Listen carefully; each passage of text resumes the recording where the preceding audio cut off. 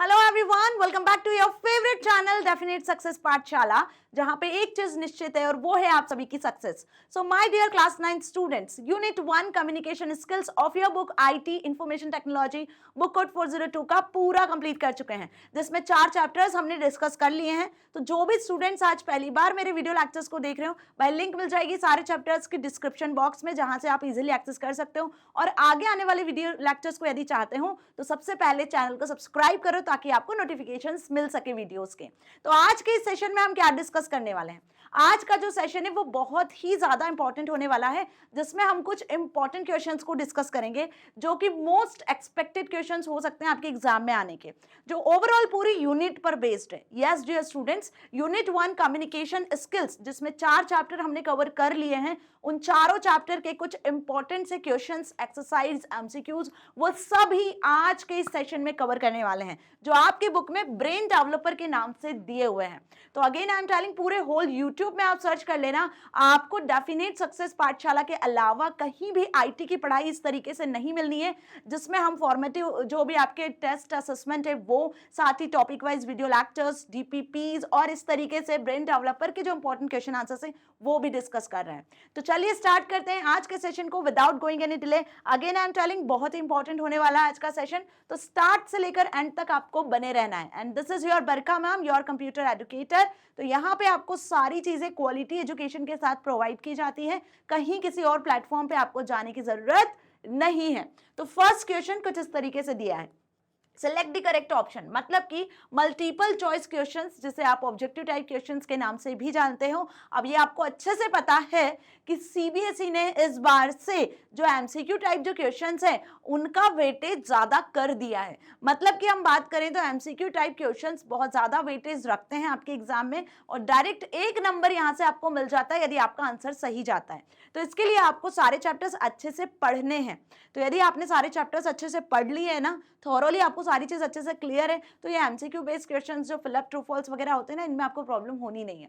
और इवन जो फिलअप्स वगैरह है वो भी एमसीक्यू के फॉर्मेट में आपसे पूछे जा सकते हैं, और ये चीज मैं पहले ही एक्सप्लेन कर चुकी हूँ। तो पहला क्वेश्चन दिया है आपकी स्क्रीन पर, a message should be dash to convey the right meaning to others. वो मैसेज जो कि कन्वे किया जाता है और जिस मतलब से, जिस इंटेंशन से आप कन्वे करते हो, उस इंटेंशन से रिसीवर उसको एक्सेप्ट करता है, तो इसे हम क्या कहते हैं? तो वो मैसेज क्या होगा? वो मैसेज रिसीवर के लिए या फिर सेंडर रिसीवर के बीच में डिफिकल्ट होगा, क्लियर होगा, कॉम्प्लेक्स होगा या कोडेड होगा।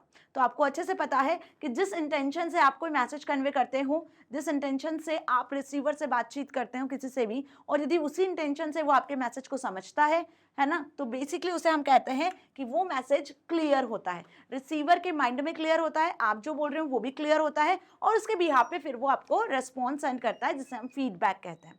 तो ये बहुत सिंपल सा और इजी सा क्वेश्चन था, लेकिन कंफ्यूज करने की कोशिश की है इस क्वेश्चन में। कंफ्यूज मत होना, है ना।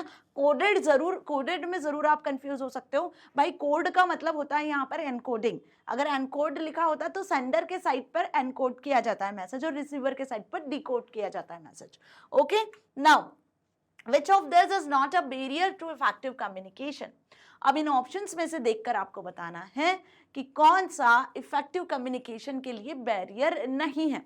तो कम्युनिकेशन बैरियर भी हमने डिस्कस किए थे, जो डिफिकल्टीज, ऑब्स्टिकल्स, प्रॉब्लम्स अराइज होती है while you communicating with someone. जैसे सपोज आप किसी को टेलीफोन पे बात कर रहे हो, ठीक है, तो आप जब बात कर रहे हो तो अचानक से सिग्नल्स वीक हो जाते हैं, और जनरली होता है, तो सिग्नल्स वीक होने की वजह से आपकी जो वॉइस है वो ब्रेक हो रही होती है, या आपकी वॉइस रिसीवर को सुनाई नहीं देती है ना। तो इस समय पे क्या बोल सकते हैं, इस टाइम पे मिसकम्युनिकेशन हो सकता है। तो जो वीक सिग्नल्स है वो एक ऑब्स्टिकल, एक प्रॉब्लम है, बैरियर है, जो आपकी कम्युनिकेशन को अफेक्ट कर रहा है ना। तो बेसिकली यहाँ पर आपको ऑप्शंस में से देख के बताना है कौन सा इफेक्टिव कम्युनिकेशन को अफेक्ट नहीं करेगा, नॉट, ये चीज ध्यान रखना। अब ऑप्शंस देख लें, hearing and visual problems, noise and distractions, lack of interest या लिसनिंग अटेंटिवली।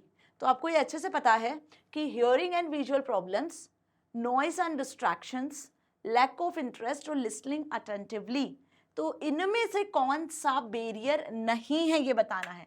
तो देखो यहाँ पर हियरिंग विजुअल प्रॉब्लम्स, तो ऑब्वियस आपको पता है कि प्रॉब्लम्स आ रही है कि आप सुन नहीं पा रहे हो, आप कोई चीजें क्लियर देख नहीं पा रहे हो, पुअर लाइटनिंग है उसकी वजह से। नॉइज डिस्ट्रैक्शन, आप किसी से बात कर रहे हो तो बहुत ज़्यादा लाउड वॉइस क्रिएट हो रहा है ना, तो जिसकी वजह से आप डिस्ट्रैक्ट हो रहे हो, सुन नहीं पा रहे हो। लैक ऑफ इंटरेस्ट, आपका इंटरेस्ट ही नहीं है कि सेंडर आपको क्या बात बता रहा है, ठीक है, आप उसके अटेंटिवली सुन नहीं पा रहे हो, तो ये भी बेसिकली एक इंटरनल बैरियर में काउंट हो जाता है। तो यहाँ जो करेक्ट आंसर होगा वो होगा लिसनिंग अटेंटिवली।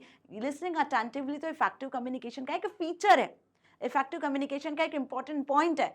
यदि रेस्पॉन्स आपको तभी मिलेगा, रिसीवर आपको फीडबैक तभी सेंड करेगा जब वो आपकी बात को ध्यान से सुनेगा, अटेंटिव होकर सुनेगा, है ना। तो this is not the communication barrier. तो डिफरेंट टाइप के कम्युनिकेशन बैरियर होते हैं, कुछ फिजिकल बैरियर होते हैं, कुछ इंटरनल बैरियर होते हैं, है ना, और कुछ मैसेज फॉर्म करने के टाइम पे बैरियर्स होता है जो आप डिटेल में पढ़ोगे आगे भी। Okay, now third question, Which one of the following is not a method of communication? Options में से देख के बताना है कौन सी कम्युनिकेशन की मेथड नहीं है। तो भाई चैप्टर 1 में मेथड्स ऑफ कम्युनिकेशन में डिटेल में हमने 3 मेथड्स पढ़ी थी। अब यदि नाम आपको याद हो गया, क्योंकि बार बार मैंने हर बार आपको ये चीज़ बताई है कि 3 मेथड्स ऑफ कम्युनिकेशन हम कंप्लीट कर चुके हैं। कम्युनिकेशन साइकिल के बारे में हमने डिटेल में पढ़ा है, कौन कौन सा एलिमेंट्स होते हैं। तो यहाँ पे मेथड नहीं है वो बताना है। Option A verbal communication, option B non verbal communication, option C visual communication, option D non visual communication. तो भाई वर्बल कम्युनिकेशन हमें पता है मैम, जिसमें ओरल और रिटन 2 टाइप के कम्युनिकेशन हमने डिस्कस किए थे, है ना। तो वर्बल कम्युनिकेशन तो मेथड होती है जिसमें हमने 2 डिस्कस की थी methods, oral and written communication, है ना। ओरल में आप स्पोकन वर्ड्स के थ्रू कम्युनिकेट करते हो और इसमें आप रिटन वर्ड्स के थ्रू कम्युनिकेट करते हो, ठीक है। तो ये बेसिकली हमने पढ़ा था, एग्जाम में इसमें डिफरेंस भी पूछा जा सकता है। तो ये वर्बल की बात हो गई। अब नॉन वर्बल में क्या होता है? तो भाई नॉन वर्बल में आप फेशियल एक्सप्रेशन के थ्रू कम्युनिकेट कर सकते हो। किसके थ्रू? फेशियल एक्सप्रेशंस के through, eye contact, body gestures और पोस्चर्स, है ना, जो आपकी बॉडी लैंग्वेज होता है उसके थ्रू कम्युनिकेट कर सकते हो। तो विदाउट स्पोकन वर्ड्स जब आप कम्युनिकेट करते हो तो वो ये नॉन वर्बल मेथड होती है ना। और वर्बल जो आपका कम्युनिकेशन होता है उसको एनहांस करने के लिए हम नॉन वर्बल कम्युनिकेशन का यूज करते हैं। तो ये 2 मेथड तो होती है, विजुअल और नॉन विजुअल। इन दोनों में से कौन सी पढ़ी थी जल्दी बताओ? विजुअल कम्युनिकेशन पढ़ा था ना। तो विजुअल कम्युनिकेशन में जो इमेजेस, पिक्चर्स और वीडियोस वगैरह को देखकर जो चीज़ें आप समझते हो वो बेसिकली विजुअल कम्युनिकेशन होता है। जैसे कोई ग्राफ चार्ट को देखकर आप चीज़ें समझाते हो, कंपैरिजन कर लेते हो, तो वो विजुअल कम्युनिकेशन होता है। तो जो मेथड हमने नहीं पढ़ी थी क्योंकि क्वेश्चन में आपसे नॉट पूछा है, वो कौन सी है? नॉन विजुअल कम्युनिकेशन, है ना। तो यहाँ पर करेक्ट आंसर क्या होगा? D, that is non visual communication. Okay, 3 method पढ़िए, तीनों में क्या डिफरेंस है मैंने आपको बता दिया ना। Next, examples of non verbal communication include. अब नॉन वर्बल कम्युनिकेशन के अभी एग्जाम्पल्स बताएं जिनमें आप वर्ड्स का यूज नहीं करते हो। तो जब वर्ड्स का यूज नहीं करते हैं तो फिर हम यहाँ पे क्या करते हैं? हम यहाँ पर facial expressions, emotions, body gesture, postures के थ्रू, बॉडी लैंग्वेज के थ्रू किसी के साथ कम्युनिकेट करते हैं। जैसे आपको कोई चीज़ कहनी नहीं है जोर से, लाउडली आपको वर्ड्स का यूज नहीं करना है, तो आप उसको इशारों में बोल सकते हो। आप किसी को हाय हेलो विश करना चाहते हो तो इस तरीके से विश कर सकते हो। आप किसी को कुछ हाँ कह रहे हो तो आप ऐसे हेड नोट करके या हेड चेक करके भी आप चीज़ें बात कर सकते हो ना। तो these are the non verbal communication. तो यहाँ पे नॉन वर्बल कम्युनिकेशन के एग्जाम्पल्स क्या हैं ये बताना है। Option A voice mails, option B tone, option C gestures और option D both B and C. तो ऑब्वियस मैम वॉइस मेल्स तो होगा नहीं। वॉइस मेल्स में अगेन आप अपनी बात को जो भी वर्ड्स के फॉर्मेट में, सेंटेंस के फॉर्मेट में बोल रहे हो, है ना, वो आप वॉइस मेल के फॉर्मेट में भेज रहे हो। तो कहीं ना कहीं आप रिकॉर्ड करके भेज रहे हो, तो ये आपका आंसर नहीं होगा। नॉन वर्बल में आप वर्ड्स का यूज नहीं करते हो, किसी भी तरीके से नहीं करते हो। भाई टोन हमारा हो सकता है, टोन जो है वो आपका हो सकता है। गेस्चर्स, बॉडी गेस्चर्स जो पोस्चर्स होते हैं, आप स्ट्रेट खड़े हो, आप किसी को फिंगर पॉइंट करके कह रहे हो, तो ये आपके बॉडी गेस्चर्स, पोस्चर्स कहलाते हैं। तो यहाँ जो करेक्ट आंसर होगा वो क्या हो जाएगा? D, that is both B and C, है ना। Both B and C, tone और गेस्चर्स, ये दोनों चीज आपकी नॉन वर्बल कम्युनिकेशन में इंक्लूड होती हैं। ओके, तो बिना वर्ड्स को कहे, बिना वर्ड्स को लिखे जो कम्युनिकेशन होता है एक्सप्रेशंस के फॉर्मेट में, इमोशंस के फॉर्मेट में, वो बेसिकली आपका नॉन वर्बल कम्युनिकेशन कहलाता है। चलिए नेक्स्ट क्वेश्चन इज, अच्छा ये वही है again, perspective in an individuals. आप किसी इंडिविजुअल का जो पर्सपेक्टिव है वो क्या होता है? अब पर्सपेक्टिव इन कम्युनिकेशन डिटेल में पढ़ा था, उसके फैक्टर्स भी डिस्कस किए थे कि हर पर्सन का अलग अलग पर्सपेक्टिव होता है, उसकी अलग अलग सोचने की कैपेबिलिटी होती है, क्योंकि वो जैसा उसका नॉलेज है वो वैसा सोचता है ना। लोगों की बातों को देखकर, लोगों को देखकर, उनके रवैये को देखकर, उनकी एक्टिविटीज को देखकर हम क्या सोचते हैं, क्या समझते हैं, वो हमारा पर्सपेक्टिव होता है। तो different people have different perspectives. तो यहाँ पे किसी इंडिविजुअल का पर्सपेक्टिव क्या कहलाता है? बिलोंगिंग्स, उसका पॉइंट ऑफ व्यू, फ्यूचर या एक्टिविटी। ऑब्वियस, पर्सपेक्टिव को हम ओपिनियन कह सकते हैं, पॉइंट ऑफ व्यू कह सकते हैं ना। तो हर एक पर्सन का अलग अलग पॉइंट ऑफ व्यू होता है, तो किसी इंडिविजुअल का जो पॉइंट ऑफ व्यू है वही उसका पर्सपेक्टिव कहलाता है। क्लियर? तो यहाँ पे करेक्ट आंसर क्या हो गया आपका? Point of view, not belongings, not future, not activity. Okay और यहाँ हमने डिफरेंट फैक्टर्स भी पढ़े थे, यदि आपको ध्यान हो तो हमने पर्सपेक्टिव के अलग अलग फैक्टर्स पढ़े थे। एक डेडिकेटेड वीडियो में मैंने पूरा चैप्टर खत्म कर दिया था फैक्टर्स वाला। क्लियर है? अच्छे से छोटे छोटे चैप्टर्स हैं सारे। अब हम डिस्कस करेंगे एमसीक्यू के बाद फिलिप्स। अच्छा देखो, अभी तक जितने भी असेसमेंट्स हमने डिस्कस किए हैं हर एक चैप्टर के बाद, वो बहुत इंपॉर्टेंट है। सारे असेसमेंट अच्छे से कर लेना, एग्जाम में आएंगे। क्लियर? असेसमेंट की जो क्वेश्चन आंसर्स है वो आपकी बुक में बिल्कुल भी नहीं दिए हुए हैं, लेकिन ये जो ब्रेन डेवलपर दिया होता है हर यूनिट के बाद, जिसमें सारे चैप्टर्स के कंबाइंडली क्वेश्चन आंसर्स होते हैं, तो भाई ये बहुत इंपॉर्टेंट होता है। इसमें कुछ सॉल्व भी होते हैं, कुछ अनसॉल्व भी होते हैं, और दोनों मैंने यहाँ पे सेशन में ऐड किए हैं, सॉल्व भी और अनसॉल्व भी। तो भाई स्क्रीनशॉट लेते चलना, जहाँ भी जिस क्वेश्चन में आपको डाउट होता है डाउट पूछते चलना, क्योंकि कमेंट सेक्शन आपका है। जब तक डाउट नहीं पूछोगे तो मुझे कैसे पता चलेगा कि आपको सारी चीजें क्रिस्टल क्लियर हो रही हैं? अंडरस्टैंड? चलिए नेक्स्ट स्टार्ट करते हैं, फिल इन द ब्लैंक्स। अब ये जो फिलअप्स आपको दिख रहे हैं ना, ऐसा मत सोचना कि एग्जाम में तो एमसीक्यू क्वेश्चंस आते हैं तो मैम ने जो 5 एमसीक्यूज करवा दिए बस वही कर लेंगे, ऐसा नहीं होता है बेटा। एमसीक्यूज आपके ही फिलअप से भी बन सकते हैं। सपोज यही फिलअप दे दिया फर्स्ट वाला, एज इट इज फिलअप दे दिया और नीचे 4 ऑप्शंस दे दिए, और उनमें आपका सही फिलअप भी होगा, करेक्ट आंसर भी होगा। तो सीबीएसई घुमा फिरा के कैसे भी कुछ भी पूछ सकता है। तो इसमें मत रहना कि बुक में जो आपको फिलअप दिए हुए हैं या ट्रू फॉल्स दिए हुए हैं ना, ये आपसे नहीं पूछे जाएंगे एमसीक्यू में, इसको भी एमसीक्यू बनाकर पूछा जा सकता है। क्लियर? तो फर्स्ट फिलअप है, being dash means the sender must consider feelings and viewpoints of the receiver while drafting the message। जब रिसीवर मैसेज को ड्राफ्ट कर रहा होता है, मतलब जब रिसीवर मैसेज एनकोड कर रहा होता है, सेंडर रिसीवर तक मैसेज भेजता है, तो उस टाइम पे यदि वो रिसीवर के व्यू पॉइंट्स को, उसकी फीलिंग्स को ध्यान में रखकर मैसेज भेजता है, सपोज आप अपने फ्रेंड से बात कर रहे हो, तो आप जब अपने फ्रेंड से कुछ बात कर रहे होते हो, कुछ उसको मैसेज कन्वे कर रहे होते हो, तो आप अपने फ्रेंड का ओपिनियन, उसका व्यू पॉइंट, उसकी फीलिंग्स, कि आप वो क्या सोचता है, कैसे समझेगा, आप जो उससे बात बोलोगे वो उसको किस तरीके से लेगा, कैसे समझेगा, उसको ध्यान में रखकर जब आप उससे बात कर रहे हो, तो बहुत हम्बल पोलाइट वे में आप बात कर रहे हो, तो इसे हम क्या कहते हैं? इसे हम किसी नाम से जानते हैं। इफेक्टिव कम्युनिकेशन के 7 C's हमने पढ़े हैं। जल्दी बताओ, पढ़े कि नहीं? 4 चैप्टर में मैंने आपको 7 C's पढ़ाए हैं। अब वो 7 C's क्या होते हैं? तो जितने भी स्टूडेंट्स, यदि उन्हें अभी भी 7 C's के बारे में नहीं पता है, या उन्होंने मेरा वीडियो नहीं देखा है, या आज पहली बार सेशन देख रहे हो, तो भाई चैनल को सब्सक्राइब करो, डिस्क्रिप्शन बॉक्स में लिंक दी हुई है ना, वहाँ से आप 7 C's को देख सकते हो। तो 7 C's हमने पढ़े थे। पहला हमने पढ़ा था क्लियर, दूसरा हमने पढ़ा था करेक्ट, थर्ड हमने पढ़ा था कंप्लीट, ठीक है, देन हमने देखा था कॉन्साइज, और उसी के बाद हमने देखा था कोहेरेंट, ठीक है, कोहेरेंट के बाद हमने डिस्कस किया था कर्टियस, ओके, और इसी तरीके से कंक्रीट। ऐसे कुछ हमने 7 C's पढ़े थे, नहीं पढ़े थे? जल्दी बताओ, है ना। तो अब यहाँ पे आपको बताना है क्या?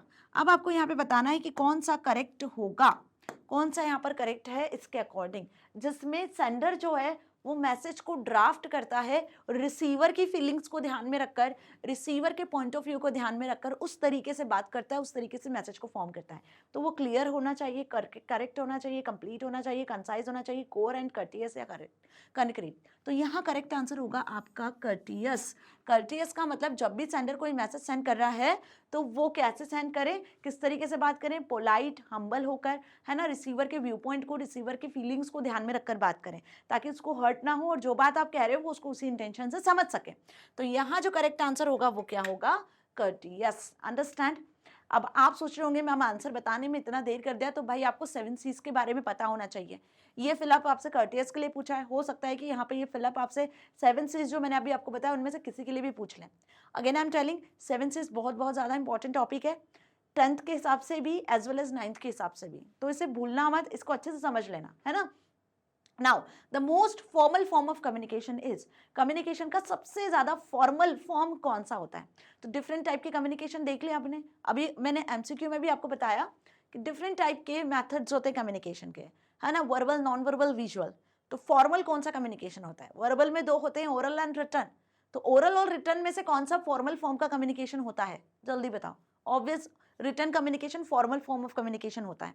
क्यों? क्योंकि रिटन कम्युनिकेशन में हमारे पास लीगल वैलिडिटी होती है, हमारे पास प्रूफ होता है और फ्यूचर में हम इसको यूज कर सकते हैं, है ना। तो बेसिकली यहाँ पे क्या लिखोगे आप? The most formal form of communication is written communication. Okay. Third, the process of deriving meaning from the received message is called, वो प्रोसेस जिसका कोई मीनिंग निकलता है जो आपने मैसेज रिसीव किया है उसे क्या कहते हैं? बहुत अच्छा क्वेश्चन है। तो यहाँ पे हम उसे कहते हैं डिकोडिंग, है ना। मैंने क्या बताया था? यदि मैसेज रिसीवर मैसेज रिसीव करता है, रिसीवर मैसेज समझ रहा होता है, रिसीवर मैसेज को इंटरप्रेट कर रहा होता है, तो इस पूरी प्रोसेस को हम डिकोडिंग कहते हैं, जो रिसीवर साइड पे होती है। तो इस क्वेश्चन में वही लाइन लिखी हुई है, the process of deriving meaning from received message is called decoding. और यदि यही सेम क्वेश्चन आपसे पूछा जाता सेंडर के थ्रू, कि सेंडर जो मैसेज सेंड कर रहा होता है, सेंडर जब मैसेज फॉर्म कर रहा होता है, तो उस प्रोसेस को हम क्या कहेंगे?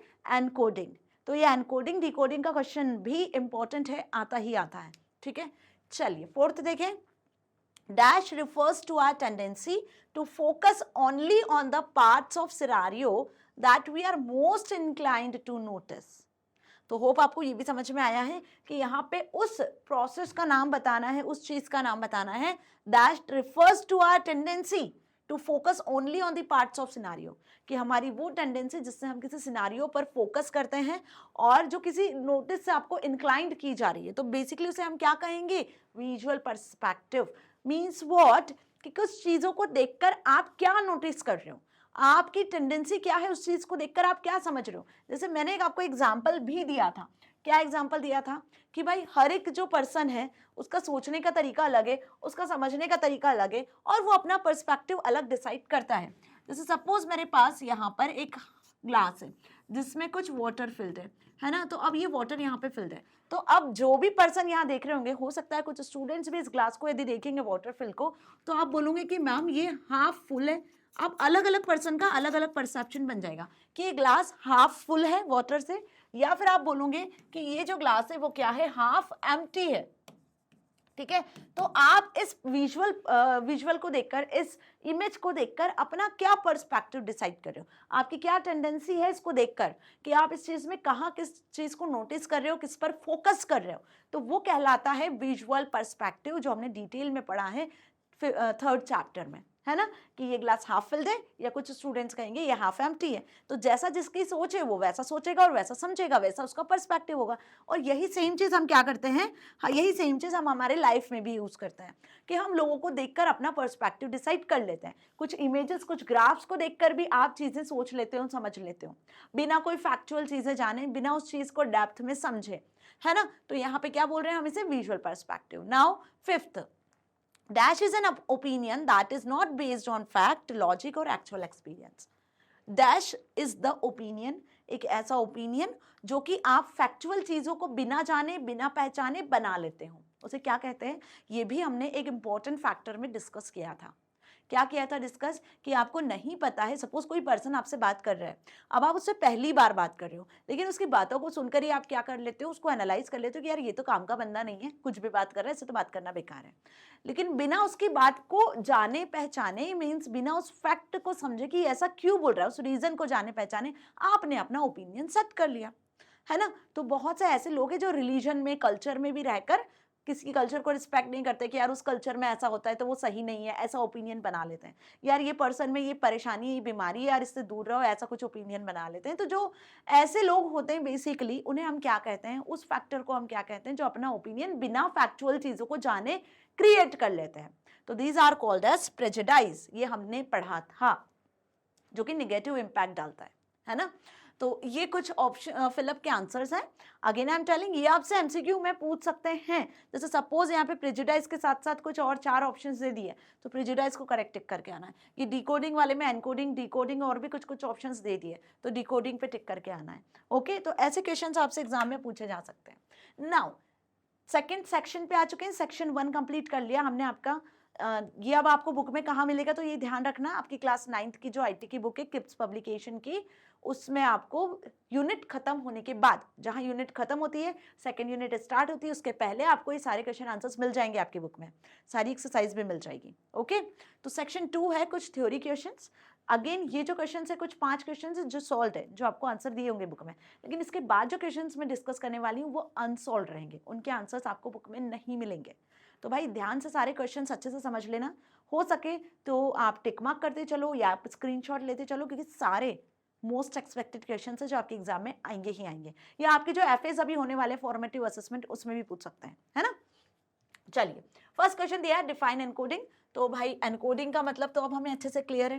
देखो ये जो क्वेश्चन आंसर्स होते हैं ना, इनसे एक चीज और आपकी क्लियर होती है कि आपने जो चैप्टर पढ़ा है वो एक तरीके से रिवाइज भी होता जाता है, और जिन स्टूडेंट्स ने अभी तक नहीं भी पढ़ा है तो एक तरीके से उन्हें चीजें समझ में आने लगती है ना। तो एनकोडिंग का क्या मतलब है, क्या समझाता हमने एनकोडिंग से, तो भाई एनकोडिंग एक वो प्रोसेस है, एनकोडिंग क्या है, कम्युनिकेशन साइकिल का एक एलिमेंट है। ये तो हमें पहले से ही पता है कि कम्युनिकेशन साइकिल में एक एलिमेंट होता है जिसे हम एनकोडिंग कहते हैं, जिसमें जो सेंडर होता है वो क्या करता है, जिसमें सेंडर पर्सन जो होता है वो मैसेज को फॉर्म करता है।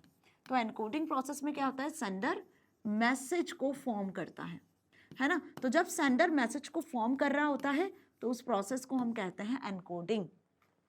ठीक है, अब मैसेज कैसे फॉर्म कर रहा होता है, आइदर वो स्पोकन वर्ड्स के फॉर्मेट में ओरल कम्युनिकेट कर रहा है, या फिर वो कोई ईमेल के फॉर्मेट में मैसेज को कन्वे कर रहा है ना, कोई इंग्लिश टाइप लैंग्वेज में, उस लैंग्वेज में जो लैंग्वेज में वो फॉर्म कर रहा है। सपोज रिसीवर इंग्लिश लैंग्वेज समझता है, हिंदी लैंग्वेज समझता है, तो उस लैंग्वेज में वो मैसेज को फॉर्म कर रहा है, तो वहाँ पे वो ध्यान रखेगा कि कोई ग्रामेटिकल एरर ना हो जाए, जो भी वो लिख रहा है वो सही तरीके से लिख रहा है, वर्ड्स जो यूज़ कर रहा है वो वर्ड्स कैसे होने चाहिए, सिंपल होने चाहिए, कोई भी टेक्निकल या टिपिकल या कॉम्प्लेक्स वर्ड्स का यूज़ नहीं करना है। तो जब सेंडर इन सारी चीज़ों को ध्यान में रखकर कोई मैसेज कन्वे कर रहा होता है, मैसेज क्रिएट कर रहा होता है, तो उस ओवरऑल प्रोसेस को हम क्या कहते हैं, एनकोडिंग कहते हैं। तो आप क्या लिख कर आओगे एग्जाम में, यदि समझ में आ गया तो यही लिख कर आओगे कि translation of an idea into a message, जो आपके दिमाग में आइडिया है उसको जब आप मैसेज में कन्वर्ट कर रहे होते हो by source, by the source मतलब या आप लिखकर कम्युनिकेट कर रहे हो या आप ओरली कम्युनिकेट कर रहे हो, है ना, इट्स कॉल्ड एनकोडिंग।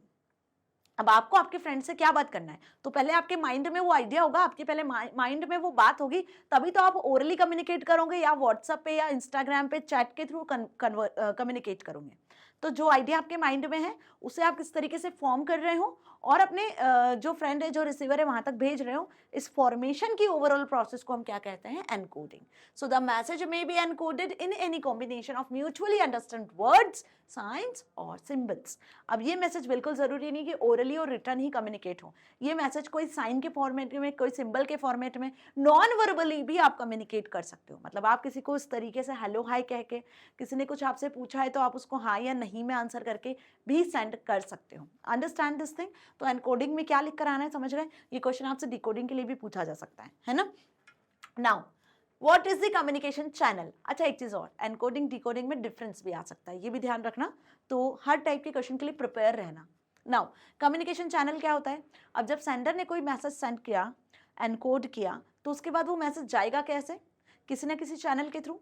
जैसे आपको कहीं एक प्लेस से दूसरी प्लेस पे जाना है तो या तो आप वॉक करके जाते हो, अगर प्लेसेस पास में है, डिस्टेंस कम है तो वॉक करके जाओगे, और यदि कुछ लॉन्ग डिस्टेंस है, 10 किलोमीटर या 5 किलोमीटर का डिस्टेंस है, तो आप व्हीकल का यूज़ करोगे। हो सकता है आप बाइक का या फिर कार का यूज़ कर सकते हो, लेकिन वही यदि डिस्टेंस ज़्यादा है, 100 किलोमीटर का डिस्टेंस है, तो आप अगेन यहाँ पर बड़े व्हीकल का यूज़ कर सकते हो, लाइक आप ट्रेन का यूज़ कर सकते हो, बस का यूज़ कर सकते हो, है ना। सपोज आपको एक कंट्री से दूसरी कंट्री जाना है तो आप प्लेन का भी यूज़ कर सकते हो। तो ऐसे हम क्या करते हैं, जब आपको कहीं किसी जगह पर जाना होता है तो आपको कितनी डिस्टेंस कैसे ट्रेवल करनी है वो आपको डिपेंड करता है, पता होता है, तो एक चैनल का, एक मीडियम का यूज़ करते हैं। वैसे जब आपको कोई एक मैसेज कन्वे करना है किसी अदर पर्सन तक, कोई बात करनी, तो वहां कम्युनिकेशन चैनल का यूज किया जाता है।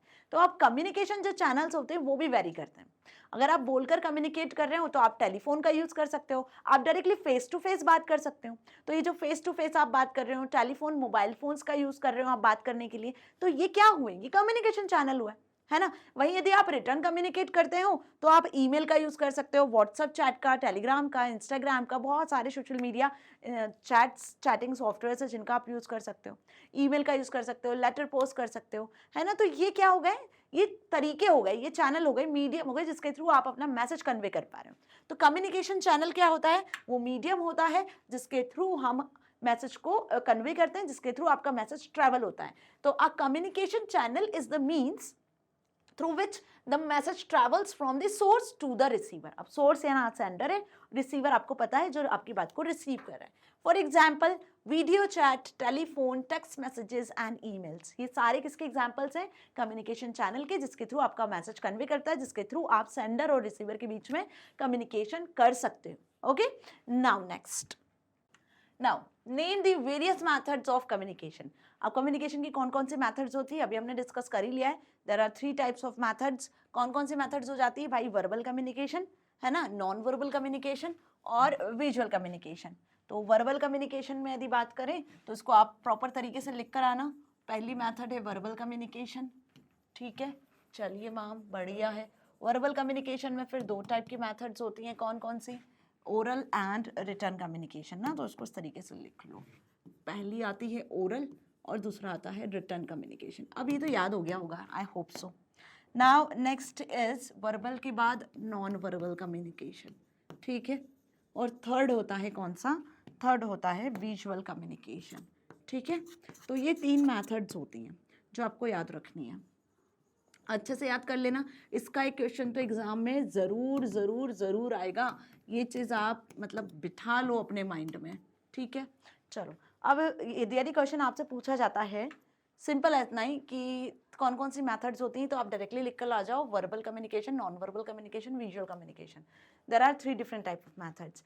इंडिविजुअल भी क्वेश्चन आपसे पूछ सकते हैं कि what is verbal communication, what is non verbal communication, write difference between verbal and non verbal communication. तो ऐसा क्वेश्चन भी एग्जाम में आपसे पूछा जा सकता है 2 मार्क्स में, तो ध्यान रखना है, ठीक है।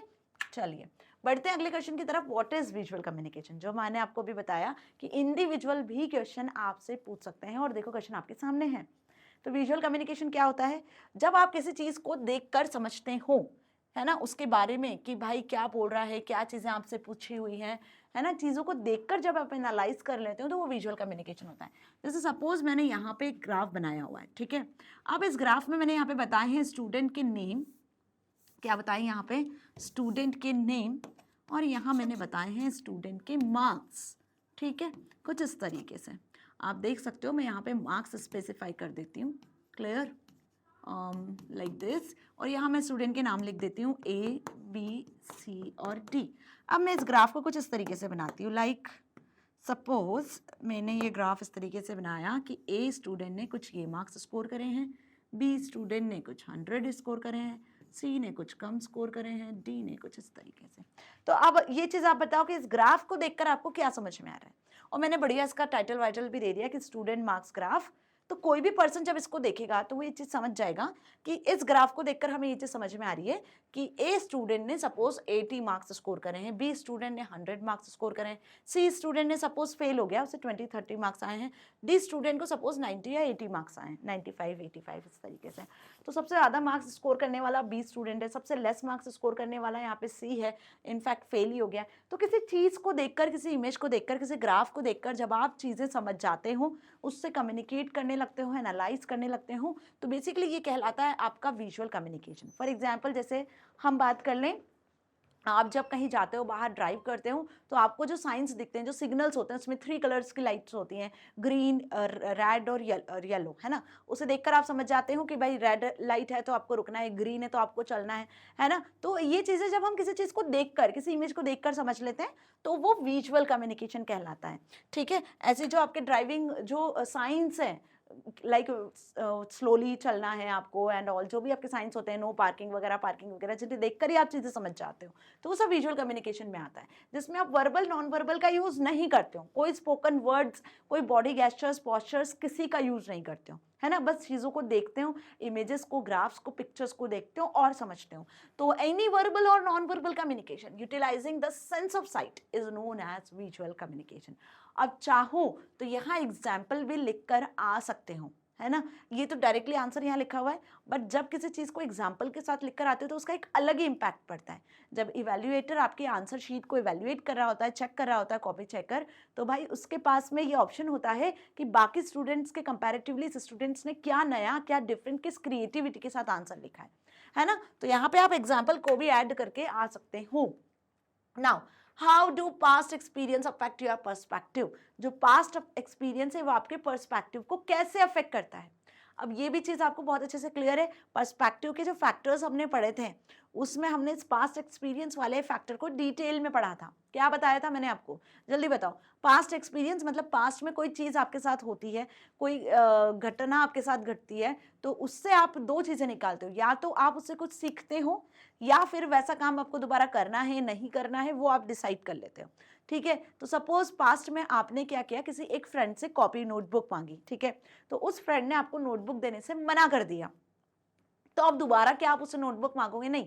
आपका एक पर्सपेक्टिव अपने उस फ्रेंड के लिए डिसाइड हो जाएगा पहले से ही कि यार मैंने इससे एक बार उसकी नोटबुक मांगी थी, अब उसने दी नहीं मुझे कॉपी कंप्लीट करने के लिए, दोबारा क्या मांगना, दोबारा भी नहीं देगा, है ना। और आप कभी भी उसकी हेल्प भी नहीं करोगे और ना उससे हेल्प लोगे, क्योंकि ये आपने माइंड सेट कर लिया बिना रीजन जाने, बिना फैक्ट जाने। ठीक है, दोबारा अब जब आपको कॉपी की नीड होगी, नोटबुक की नीड होगी, तो आप किसी और स्टूडेंट से लोगे, ठीक है, लेकिन उससे नहीं मांगोगे, है ना। या फिर ऐसा होता है कि ये हमने हमारे पास्ट की जो एक्टिविटीज हैं, पास्ट में जो हुआ है उसको देखकर अपने अपना ओपिनियन डिसाइड कर लिया, बिना ये जाने कि उसने कॉपी क्यों नहीं दी। हो सकता है कोई रीजन उसकी कॉपी उसके पास नहीं हो या इनकम्प्लीट हो, इसलिए उसने नहीं दी हो, कोई भी रीजन हो सकता है ना। और तो यही बेसिकली हम बात कर रहे हैं यहाँ पे पास्ट एक्सपीरियंस की, कि पास्ट एक्सपीरियंस आपके पर्सपेक्टिव को अफेक्ट करता है। आप जैसा पास्ट में हुआ रहता है वैसा सोच लेते हो, भले ही फिर वो अच्छा हुआ हो या बुरा हुआ हो, वैसे ही आप अपनी थिंकिंग बना लेते हो। जैसे आप किसी रास्ते से जाते हो, कहीं जाने के दो रास्ते हैं और एक रास्ते से आप गए तो वो रास्ता आपको खराब मिला, है ना, तो बेसिकली आप क्या जब रिटर्न आओगे तो उसी रास्ते से आओगे कि नहीं आओगे, क्योंकि एक बार जब आप वहां से गए तो आपका पास्ट में एक्सपीरियंस ये रहा कि भाई ये रास्ता खराब है, यहाँ से नहीं जाना है। और आप जब भी आप कभी जाओगे तो भले ही वो रास्ता सही हुआ हो नहीं हुआ, वो खराब है, तो आपके दिमाग में यही पर्सपेक्टिव बना रहेगा जब तक आपको फुल इन्फॉर्मेशन नहीं होगी कि वो रास्ते से नहीं जाना है, वो तो खराब है। जब आप रिटर्न आओगे तो आप दूसरे रास्ते से आओगे। तो जो पास्ट में आपके साथ हुआ रहता है वही आपका पर्सपेक्टिव बन जाता है और उसी के अकॉर्डिंग फिर आप आगे कम्युनिकेट करते हो। ओके, सो यही बेसिकली पॉइंट कहता है। So we enter a situation, a conversation or a communication with certain expectations of what will happen and we behave accordingly। कि आपके साथ पास्ट में क्या हुआ होता है, बस उसी के अकॉर्डिंग हम बिहेव करने लगते हैं, वैसा ही हम ओपिनियन बना लेते हैं। So these are the based on the perspectives that we have developed due to our past experience. Okay, चलिए आगे बढ़ते हैं। What is the effective communication? अब यहाँ पे देखो ये कुछ शॉर्ट आंसर्स हैं। अब इनके आंसर्स आपको बुक में नहीं मिलेंगे, है ना, बुक में आपको कहीं भी कोई आंसर नहीं मिलेगा। तो आंसर्स यदि आप चाहते हो तो स्क्रीनशॉट ले सकते हो, लिख सकते हो, वीडियो को पॉज करके कर सकते हो, ठीक है। Now what is the effective communication? Effective communication क्या होता है, स्टार्टिंग से पढ़ते आ रहे हैं, पहले ही चैप्टर से। इफेक्टिव कम्युनिकेशन वो कम्युनिकेशन होता है जिसमें जब आप कोई मैसेज कन्वे कर रहे होते हो तो रिसीवर उस मैसेज को उसी सेम इंटेंशन के साथ समझे, सुने और बदले में आपको फीडबैक सेंड करे। तो आपकी बात को जब कोई प्रॉपरली सुनता है, समझता है और आपको प्रॉपर रिस्पॉन्स भेजता है, मतलब कि जो कम्युनिकेशन हो रहा है वो इफेक्टिव हो रहा है ना। तो इसमें बहुत सारे फैक्टर्स होते हैं, बहुत सारी चीज़ें होती हैं जो हमने अभी तक इन 4 चैप्टर में पढ़ा है। इन चारों चैप्टर में हमने इफेक्टिव कम्युनिकेशन के लिए क्या क्या करना चाहिए, किन स्किल्स की जरूरत होती है, वही डिस्कस किया है ना। तो effective communication is a process of conveying message. देखो वही 7 C's की बात यहाँ पे की है। जो 7 C's हैं वो बहुत बहुत ज़्यादा इंपॉर्टेंट रोल प्ले करते हैं इफेक्टिव कम्युनिकेशन में। तो इफेक्टिव कम्युनिकेशन एक ऐसी प्रोसेस है जिसमें क्या होता है, बेसिकली जो मैसेज को आप कन्वे कर रहे होते हो वो मैसेज आपका क्लियर हो, कॉन्साइज हो, अंडरस्टैंडेबल मैनर में हो, while ensuring that the intended meaning is accurately understood by the receiver। ठीक है, मतलब आपने जो बोला हो वो क्लियर हो, शॉर्ट एंड स्वीट में क्या कहा गया हो, टू द पॉइंट आपने बात कही है और रिसीवर उसे समझ पा रहा है प्रॉपरली उसी इंटेंशन से जैसे आपने मैसेज सेंड किया है, तब हम कहेंगे कि वो कम्युनिकेशन क्या होगा, इफेक्टिव होगा। नाउ इट इन्वॉल्व्स, आगे देखो इसमें क्या इन्वॉल्व कर सकते हो आप, वर्बल नॉन वर्बल एलिमेंट्स को इंक्लूड कर सकते हो। मतलब आप जो बात करना चाह रहे हो वो इफेक्टिव बनाने के लिए आप बोल तो रहे हो वर्ड्स, यहाँ आप लिख भी रहे हो वर्ड्स, लेकिन इसमें आप नॉन वर्बल का यूज कर सकते हो उसे और इफेक्टिव बनाने में। सपोज मैं आपसे कुछ बात कह रही हूँ, सीधे स्ट्रेट खड़े होके बिना आई कॉन्टैक्ट के बस बोलती चली जा रही हूँ, तो क्या आप मुझे सुनोगे? नहीं। लेकिन प्रॉपर आई कॉन्टैक्ट के साथ में, प्रॉपर बॉडी गेस्चर्स के साथ में, प्रॉपर एक्सप्रेशंस के साथ में, प्रॉपर तरीके से जब आपको सारी चीजें समझाई जाएगी तो समझ में आएगा। तो वर्बल और नॉन वर्बल दोनों मैथड का यूज करना होता है। प्रॉपर आपकी बॉडी लैंग्वेज होनी चाहिए, आपका टोन भी वैसा ही होना चाहिए जैसे आप बात कर रहे हो और सामने वाला सुन सके आपकी बात को। आपका रिटन लैंग्वेज भी प्रॉपर होना चाहिए। Now effective communication fosters mutual understanding, और जो सबसे पहली सबसे इंपॉर्टेंट जो बात होती है वो होती है म्यूचुअल अंडरस्टैंडिंग। जब दो लोगों के बीच की अंडरस्टैंडिंग म्यूचुअल होती है, वो एक दूसरे की बात को सुनते हैं, समझते हैं प्रॉपर्ली, तो ऑब्वियस आपका कम्युनिकेशन इफेक्टिव है ना, और एक दूसरे को कोऑपरेट करते हैं, उसे प्रमोट करते हैं। स्ट्रॉन्ग रिलेशनशिप इससे बिल्ड होती है। इफेक्टिव कम्युनिकेशन से क्या होता है, एक स्ट्रॉन्ग रिलेशनशिप आप बिल्ड कर सकते हो, चाहे फिर वो आपका पर्सनल लाइफ हो या फिर आपका प्रोफेशनल लाइफ हो। तो होपफुली देखो, इस पूरे पैराग्राफ में ना जो 4 चैप्टर्स हमने पढ़ लिए हैं, उन चारों चैप्टर्स का कंक्लूजन ही लिखा है ना। कम्युनिकेशन स्किल्स का मतलब क्या, ये सारे स्किल्स आप में अंदर होने चाहिए। जो 7 C's हमने पढ़े हैं, वो यदि वो आपके अंदर है ना, आपको तीनों मेथड्स ऑफ कम्युनिकेशन अच्छे से पता है, उनके एडवांटेज डिसएडवांटेज पता है, तो आप इस क्वेश्चन का आंसर अपने अकॉर्डिंग फॉर्म करके इजीली आ सकते हो। अब इसे आप पॉइंट वाइज भी लिख सकते हो। अच्छा, बिल्कुल जरूरी नहीं है जैसा यहाँ लिखा है वैसा ही लिखना है भाई, पॉइंट वाइज भी आंसर बना के लिख कर आ सकते हो। Okay, now what do you understand by the phrase barriers to effective communication? देखो, इफेक्टिव कम्युनिकेशन के जो बैरियर्स हैं उनसे आप क्या समझते हो, उन्हें आप क्या कहते हो, इस फ्रेज से क्या समझ रहे हो? तो हमें अच्छे से पता है मैम, ये जो बैरियर है ना, इसका मतलब होता है ऑब्स्टेकल। अब ये ऑब्स्टेकल क्या होता है मैम? तो ऑब्स्टेकल मतलब प्रॉब्लम्स, या फिर हम इसे बोल सकते हैं डिफिकल्टीज। तो इस ऑब्स्टेकल का मतलब अच्छे से क्लियर हो गया। क्या बताया मैंने? डिफिकल्टीज, वो प्रॉब्लम्स, परेशानियां, डिफिकल्टीज जो आप कम्युनिकेशन के टाइम पर फेस कर रहे होते हो, वो बैरियर्स कहलाती हैं। ठीक है, जैसे कि 2 पर्सन हैं, अब वो 2 पर्सन आपस में बात करना चाह रहे हैं, लेकिन यहाँ पे एक बहुत बड़ी सी दीवार है, ठीक है, एक बहुत बड़ी सी वॉल है, और इस वॉल की वजह से, है ना, इस पर्सन की जो वॉइस है, इस पर्सन की जो वॉइस है वो इस तक नहीं पहुंच पा रही है। तो ये जो वॉल है, ये क्या हो गया? एक ऑब्स्टेकल हो गया, एक परेशानी हो गई, जिसकी वजह से जो सेंडर है वो रिसीवर तक अपनी बात को नहीं पहुंचा पा रहा है, और ना ही रिसीवर सेंडर तक अपनी बात को, रेस्पॉन्स को पहुंचा पा रहा है। ठीक है, तो ऐसे कुछ ऑब्स्टेकल्स होते हैं। अब वो ऑब्स्टेकल्स क्या हो सकते हैं? हो सकता है कि जब आप कम्युनिकेट कर रहे हो तो बहुत ज़्यादा नॉइस हो रही हो, जिससे आप डिस्ट्रैक्ट हो रहे हो। ठीक है, या हो सकता है आप किसी चीज़ को देखकर कुछ समझने की कोशिश कर रहे हो, तो आपके पास में लाइट नहीं है, तो पुअर लाइटनिंग हो सकती है ना, एक रीज़न। या आप कोई मैसेज सेंड कर रहे हो, लाइट चली जाती है, वाईफाई बंद हो जाता है, तो आपका मैसेज सेंड नहीं हो पाता है। तो हम बोल सकते हैं कि ये भी रीज़न हो सकता है कम्युनिकेशन का। और इसके अलावा आपका इंटरेस्ट ही नहीं है किसी से बात करने में। ठीक है, आप बहुत ज़्यादा सैड हो, किसी की बात आपको सुनना नहीं है, आपका मन ही नहीं है, और फिर भी आपको कोई कुछ बोले चले जा रहा है, आप सुन ही नहीं रहे हो, सारी बातें आपके सिर के ऊपर से जा रही हैं। तो ये भी एक तरीके का ऑब्स्टेकल ही हो सकता है, बैरियर भी हो सकता है।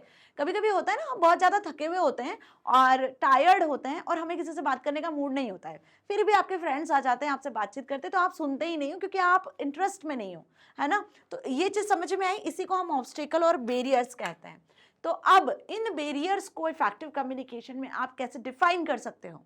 तो भाई, barriers to effective communication are things that get in the way of people understanding each other well.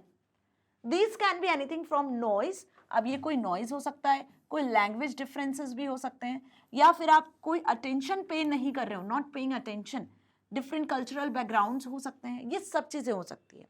तो आपका कल्चरल बैकग्राउंड भी एक बैरियर बन सकता है, आपका इंटरेस्ट भी एक बैरियर बन सकता है, आप उस स्टेट ऑफ माइंड में ही नहीं हो कि आप किसी की बात सुन सको, वो भी एक बैरियर हो सकता है। हो सकता है आप जिस लैंग्वेज में बात कर रहे हो, रिसीवर उस लैंग्वेज को ही नहीं समझ रहा है, तो एक लैंग्वेज भी बैरियर हो सकता है।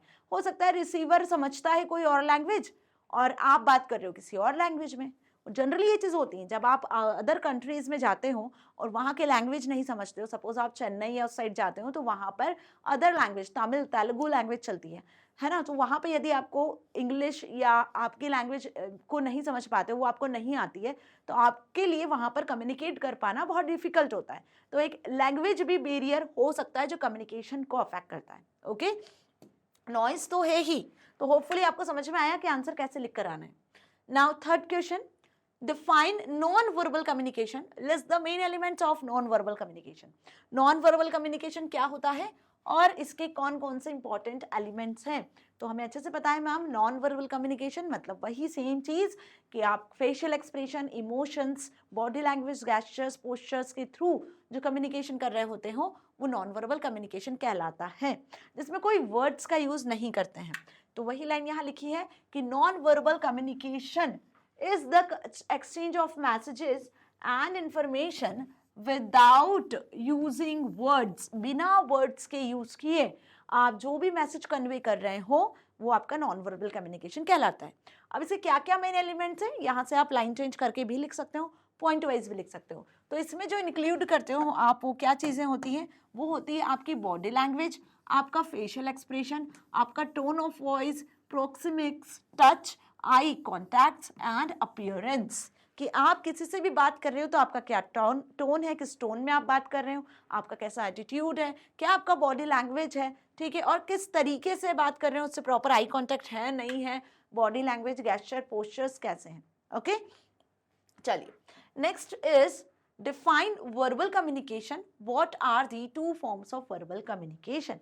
वर्बल कम्युनिकेशन क्या होता है और वर्बल कम्युनिकेशन के दो कौन कौन से फॉर्म्स होते हैं। तो डायरेक्ट क्वेश्चन आपसे पूछा है वर्बल कम्युनिकेशन जिसमें आप वर्ड्स का यूज करते हो, और टू टाइप्स के वर्बल कम्युनिकेशन होते हैं, ओरल एंड रिटन। तो ओरल में हम स्पोकन वर्ड्स का यूज करते हैं, रिटन कम्युनिकेशन में उन्हीं वर्ड्स को हम लिख कर यूज करते हैं। इस टाइप के कम्युनिकेशन में हमें लैंग्वेज का प्रॉपर नॉलेज होना चाहिए, ग्रामर का प्रॉपर नॉलेज होना चाहिए, ताकि कोई स्पेलिंग मिस्टेक ना हो, कोई ग्रामेटिकल एरर ना हो, जिसकी वजह से आपका मैसेज मिसअंडरस्टूड ना हो, है ना। तो ये हमने डिटेल में पढ़ा है एग्जाम्पल्स के साथ जब हमने चैप्टर पढ़ा था। तो verbal communication is the exchange of messages through spoken और रिटन वर्ड्स। ठीक है, बहुत अच्छे लाइंस में लिखा हुआ है और बहुत तरीके से लिखा हुआ है आंसर भी, आपको बिल्कुल परेशानी नहीं होगी इसको समझने में भी। ठीक है, two forms of verbal communication are oral communication जिसमें स्पोकन वर्ड्स का यूज करते हो, एंड रिटन कम्युनिकेशन जिनमें हम रिटन टाइप वर्ड्स का यूज करते हैं। ओके, चलिए आगे बढ़ जाए। तो किस तरीके के क्वेश्चन आपसे पूछे जा सकते हैं, होपफुली अब आपको समझ में आ रहा है। Analyst the factors affecting perspective in communication. Communication में जो आप अपना पर्सपेक्टिव डिसाइड कर लेते हो, बेसिकली उसके कुछ फैक्टर्स होते हैं। आपका पर्सपेक्टिव आप कैसे डिसाइड करते हो, क्या क्या फैक्टर्स इसके लिए हो सकते हैं, क्या फैक्टर्स अफेक्ट करते हैं आपकी कम्युनिकेशन को, आपके पर्सपेक्टिव को डिसाइड करने में।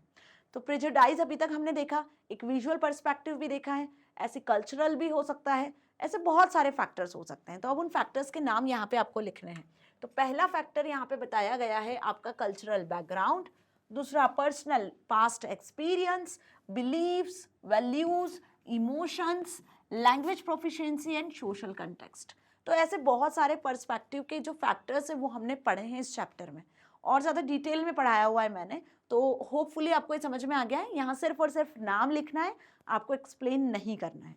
अब ध्यान से सुनो, ये जो क्वेश्चन है आपसे इंडिविजुअली पर्सपेक्टिव के लिए भी पूछा जा सकता है। तो सारे पर्सपेक्टिव को 2 मार्क्स के अकॉर्डिंग कर लेना प्रिपेयर। जैसे पास्ट एक्सपीरियंस का भी एक क्वेश्चन देखा था कि पास्ट एक्सपीरियंस कैसे अफेक्ट करता है आपके पर्सपेक्टिव को। ऐसे क्वेश्चन पूछ सकते हैं कि सोशल कॉन्टेक्स्ट कैसे अफेक्ट करेगा। ठीक है, आपके जो इमोशंस है वो आपके पर्सपेक्टिव को कैसे अफेक्ट कर रहे हैं। ठीक है, विजुअल पर्सपेक्टिव क्या होता है। तो ऐसे इंडिविजुअली क्वेश्चन आपसे इस चैप्टर से पूछे जा सकते हैं। ओके, नाउ अब आ गए हम section 4 that is long answer type questions पर। अब लॉन्ग आंसर टाइप क्वेश्चंस में पहला क्वेश्चन दिया है आपको, state the importance of effective communication.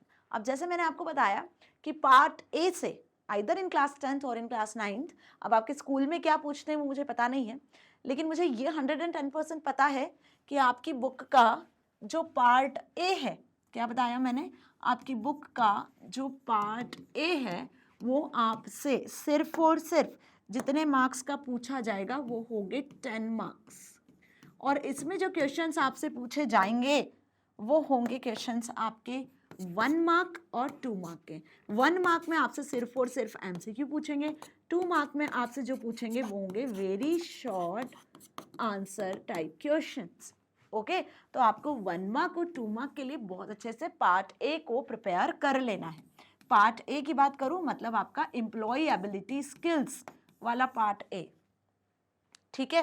तो लॉन्ग आंसर्स को भी आप शॉर्ट फॉर्म में ही प्रिपेयर करना, क्वेश्चन एज इट इज दे सकते हैं लेकिन आपको आंसर 2 मार्क के अकॉर्डिंग लिख कर आना होगा। Understand this thing.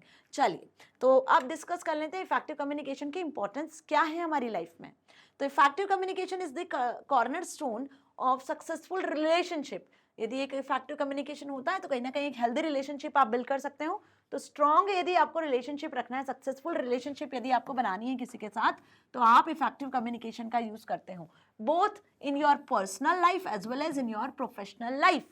It fosters understanding, जिससे आपकी अंडरस्टैंडिंग बनती है, म्यूचुअल अंडरस्टैंडिंग बनती है, ट्रस्ट बढ़ता है और आप किसी भी इंडिविजुअल के साथ इजीली कोलैबोरेट कर सकते हो, enabling them to navigate challenges, resolve conflicts and achieve shared goals।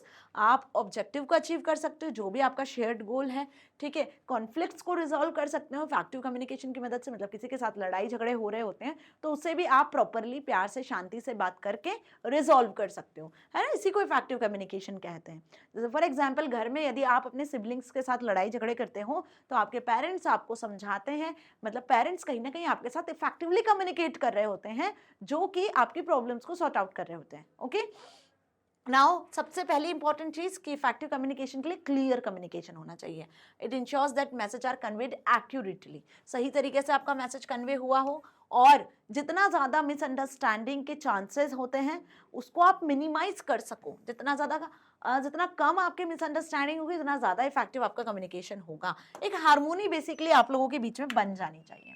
In the work place, अब यदि हम वर्क प्लेस की बात करें तो in the work place effective communication enhances productivity, facilitates team work and promotes innovation. Obvious, जो business में work place में जो एम्प्लॉयज होते हैं वो क्या करते हैं, इफेक्टिव कम्युनिकेशन की वजह से कहीं ना कहीं उनकी प्रोडक्टिविटी बढ़ती है ना, उनका जो टीम वर्क है वो भी ज़्यादा अच्छे से फ्रेम होता है और साथ ही एक इनोवेटिव आइडियाज़ को वो प्रमोट कर रहे होते हैं। क्योंकि एक टीम में जब आप काम कर रहे हो तो कम्युनिकेशन होना तो बहुत ज़रूरी है। यदि मिसअंडरस्टैंडिंग्स होंगी, मिसकम्युनिकेशन होगा, कन्फ्यूजन्स होंगे तो वहाँ पे वो टीम नहीं रहेगी। Understand? So in personal relationship, it strengthens emotional connections and nourishes intimacy. Overall, effective communication is vital for creating positivity interactions, fostering mutual respect, and driving progress in all aspects of life. तो कुल मिला के यहाँ पे बढ़िया तरीके से एक लॉन्ग आंसर लिखा हुआ है। अब सारे पॉइंट्स यहाँ पे बहुत इंपॉर्टेंट लिखे हैं, जितने भी पॉइंट्स मैंने यहाँ बताए हैं आपको सभी इंपॉर्टेंट है। ये क्वेश्चन आपसे पूछा जाएगा अगेन 2 मार्क के हिसाब से, तो आपको लिखकर आना है, ठीक है। अब आपके स्कूल में देखो 9th क्लास में कुछ नहीं कह सकते हैं, बट 10th में तो 2 मार्क्स का ही आएगा, 110% में श्योर हूँ। यदि आपके स्कूल में सीबीएसई पैटर्न को फॉलो किया जाता है तो वो पार्ट ए से आपसे 2 मार्क के क्वेश्चन ही पूछेंगे, 110% में श्योर हूँ। नाउ सेकंड क्वेश्चन पे आ जाए, that is what is encoding and what is its significance in the communication cycle. Communication cycle में एनकोडिंग का क्या महत्व है, एनकोडिंग की क्या इंपॉर्टेंस है और एनकोडिंग होता क्या है, क्यों जरूरी है एनकोडिंग। तो भाई सेंडर के दिमाग में जो आइडिया है, सेंडर जो मैसेज कन्वे करना चाहता है रिसीवर तक, वो कैसे कन्वे करेगा, उसके लिए उसे कुछ लैंग्वेज की जरूरत पड़ेगी, उसके लिए उसे कुछ रिसोर्स की जरूरत पड़ेगी जिसके थ्रू वो मैसेज कन्वे करेगा, है ना। तो लैंग्वेज जिसमें वो वर्ड्स को फॉर्म करेगा फिर मैसेज भेजेगा, है ना। या रिटर्न वे में भेजता है तो उसके पास कुछ रिटर्न चीज़ों के लिए कुछ रिसोर्स होने चाहिए।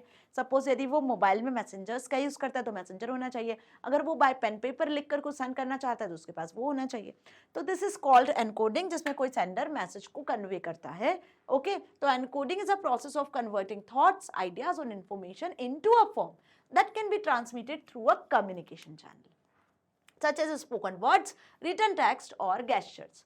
तो अब जो भी मैसेज आप फॉर्म कर रहे हो वो जरूरी नहीं है कि वर्ड्स में ही हो, वो मैसेज आपका नॉन वर्बल भी हो सकता है ना। तो कोई बॉडी गेस्चर्स, पोस्चर्स के फॉर्मेट में भी आप मैसेज को कन्वे कर सकते हो, है ना। तो उसको भी हम एनकोडिंग ही कहते हैं। Clear? It involves selecting words, symbols, expressions to convey a message effectively to the intended audience. Encoding is significant in communication cycle as it determines how accurately and clearly the sender's message is transmitted.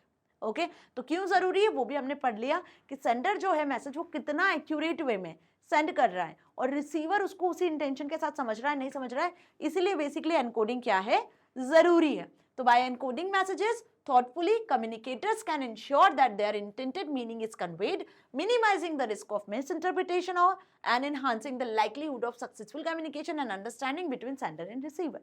Sender और receiver के बीच में understanding बनी रहे, दोनों एक दूसरे की बात को समझ सके, कोई मिसकंफ्यूजन या मिस इंटरप्रिटेशन ना हो सके, इसलिए सेंडर मैसेज को एनकोड करता है रिसीवर के लिए। Clear? Now next question is what do you understand bye return communication. Return communication से आप क्या समझते हो? रिटर्न कम्युनिकेशन के यहाँ पे एडवांटेज डिसएडवांटेज सारी चीज़ों को आप ऐड कर सकते हो, पॉइंट वाइज बढ़िया तरीके से ना आंसर को लिखकर आ सकते हो।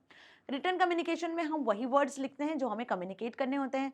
आप ईमेल के through, WhatsApp, Instagram, text messages के फॉर्मेट में मैसेज को कन्वे कर सकते हो। Return communication formal form of communication होता है, फ्लेक्सिबल कम होता है लेकिन फॉर्मल होता है, इसका लीगल वैलिडिटी होता है, प्रूफ के लिए यूज किया जाता है।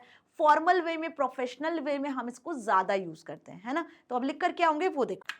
सो इसका आंसर क्या लिख कर आने वाले हो देखो। Return communication involves conveying messages, ideas और information using written symbols such as letters, emails, reports और text messages। ठीक है, तो ये पॉइंट तो आपको ऐड करना ही है कि जो आप लेटर लिखते हो, ईमेल लिखते हो, ठीक है, रिपोर्ट्स लिखते हो, टेक्स्ट मैसेजेस लिखते हो, ये सभी रिटर्न कम्युनिकेशन में इंक्लूड होता है और इसका आपके पास में परमानेंट रिकॉर्ड होता है। ठीक है, तो परमानेंसी के लिए फ्यूचर में फर्दर यूज करने के लिए हम इसका यूज करते हैं ताकि आप इसको रेफरेंस कर सको, आगे यूज कर सको, आपकी क्लैरिटी के लिए आप इसको यूज कर सकते हो, एक्यूरेसी के लिए, डॉक्यूमेंटेशन के लिए आप इसको यूज कर सकते हो। ठीक है, now written communication allows for careful drafting of messages, enabling individuals to express complex thoughts, convey detailed information, maintain consistency in tone and content। ये सब चीज़ों के लिए यहाँ पर आपको रिटर्न कम्युनिकेशन अलाउ करता है। तो होपफुली रिटर्न कम्युनिकेशन में क्या लिख कर आना है आप समझ में आ गया। इसको पॉइंट वाइज लिख कर आ सकते हो, जितना पॉइंट वाइज आंसर लिखोगे उतना ज़्यादा इफेक्टिव आपका आंसर होगा और मार्क्स वैसे ही मिलेंगे। चलिए, फोर्थ क्वेश्चन दिया है, discuss the role of non verbal elements in effective communication. Non verbal जो कम्युनिकेशन एलिमेंट्स होते हैं वो क्या रोल प्ले करते हैं आपके इफेक्टिव कम्युनिकेशन में। अभी मैंने आपको बताई एक चीज़ कि सपोज मैं आपको कुछ भी मैसेज कन्वे कर रही हूँ, या आपका दोस्त या कोई भी टीचर या पेरेंट्स आपको कुछ भी बोलते हैं, कुछ भी समझाते हैं, यदि वो प्रॉपर आपसे आई कांटेक्ट नहीं करेंगे तो क्या आपको चीज़ें समझ में आएगी? या बहुत दूर से आपसे कोई बात कही जाएगी जो प्रॉपरली आप तक पहुँचे भी नहीं, ठीक है, तो क्या वो आपको समझ में आएगी? बिना कोई इमोशंस के साथ कुछ बात कही जाएगी तो क्या वो आपको समझ में आएगी? नहीं, समझ तो आएगी लेकिन हम उसको उस तरीके से फील नहीं कर पाएंगे जैसा सेंडर मैसेज सेंड करना चाह रहा है। तो भाई नॉन वर्बल कम्युनिकेशन इंपॉर्टेंट होता है वर्बल कम्युनिकेशन को इन्हांस करने के लिए। नॉन वर्बल कम्युनिकेशन यदि नहीं होगा, body gestures, postures, emotions, facial expressions नहीं होंगे तो बात में दम ही नहीं होगा, है ना। तो जो भी वर्ड्स आप कहते हो, बोलते हो, लिखते हो, प्रॉपर टोन होनी चाहिए, फेशियल एक्सप्रेशन होने चाहिए, बॉडी लैंग्वेज, गेस्चर्स, पोस्चर्स, इनकी अलग ही इंपॉर्टेंस है। ओके, तो non verbal element such as body language, facial expressions, tone of voice, gestures play a crucial role in effective communication। क्या प्ले करते हैं? ये एक क्रूशियल रोल प्ले करते हैं। दे कन्वे इमोशंस, जिसकी मदद से इमोशंस कन्वे कर सकते हो, एटीट्यूड, इंटेंशंस, रिचनेस और डेप्थ ऑफ वर्बल मैसेजेस। जो आप कह रहे हो उसकी डेप्थ, उसकी रिचनेस, आपके वर्ड्स की अहमियत इमोशंस से पता चलती है। आप जो भी बोलते हो उसकी अहमियत सामने वाले को कैसे पता चलती है? आपके इमोशन से, आपके नॉन वर्बल कम्युनिकेशन से। So non verbal clues provide context and emphasize, helping to clarify meaning and establish rapport between the communicators। Okay, so hopefully ये भी अच्छे से समझ में आया कि नॉन वर्बल कम्युनिकेशन जरूरी क्यों है। इसके आगे भी कुछ लिखा हुआ है, इंपॉर्टेंट पॉइंट्स देखो।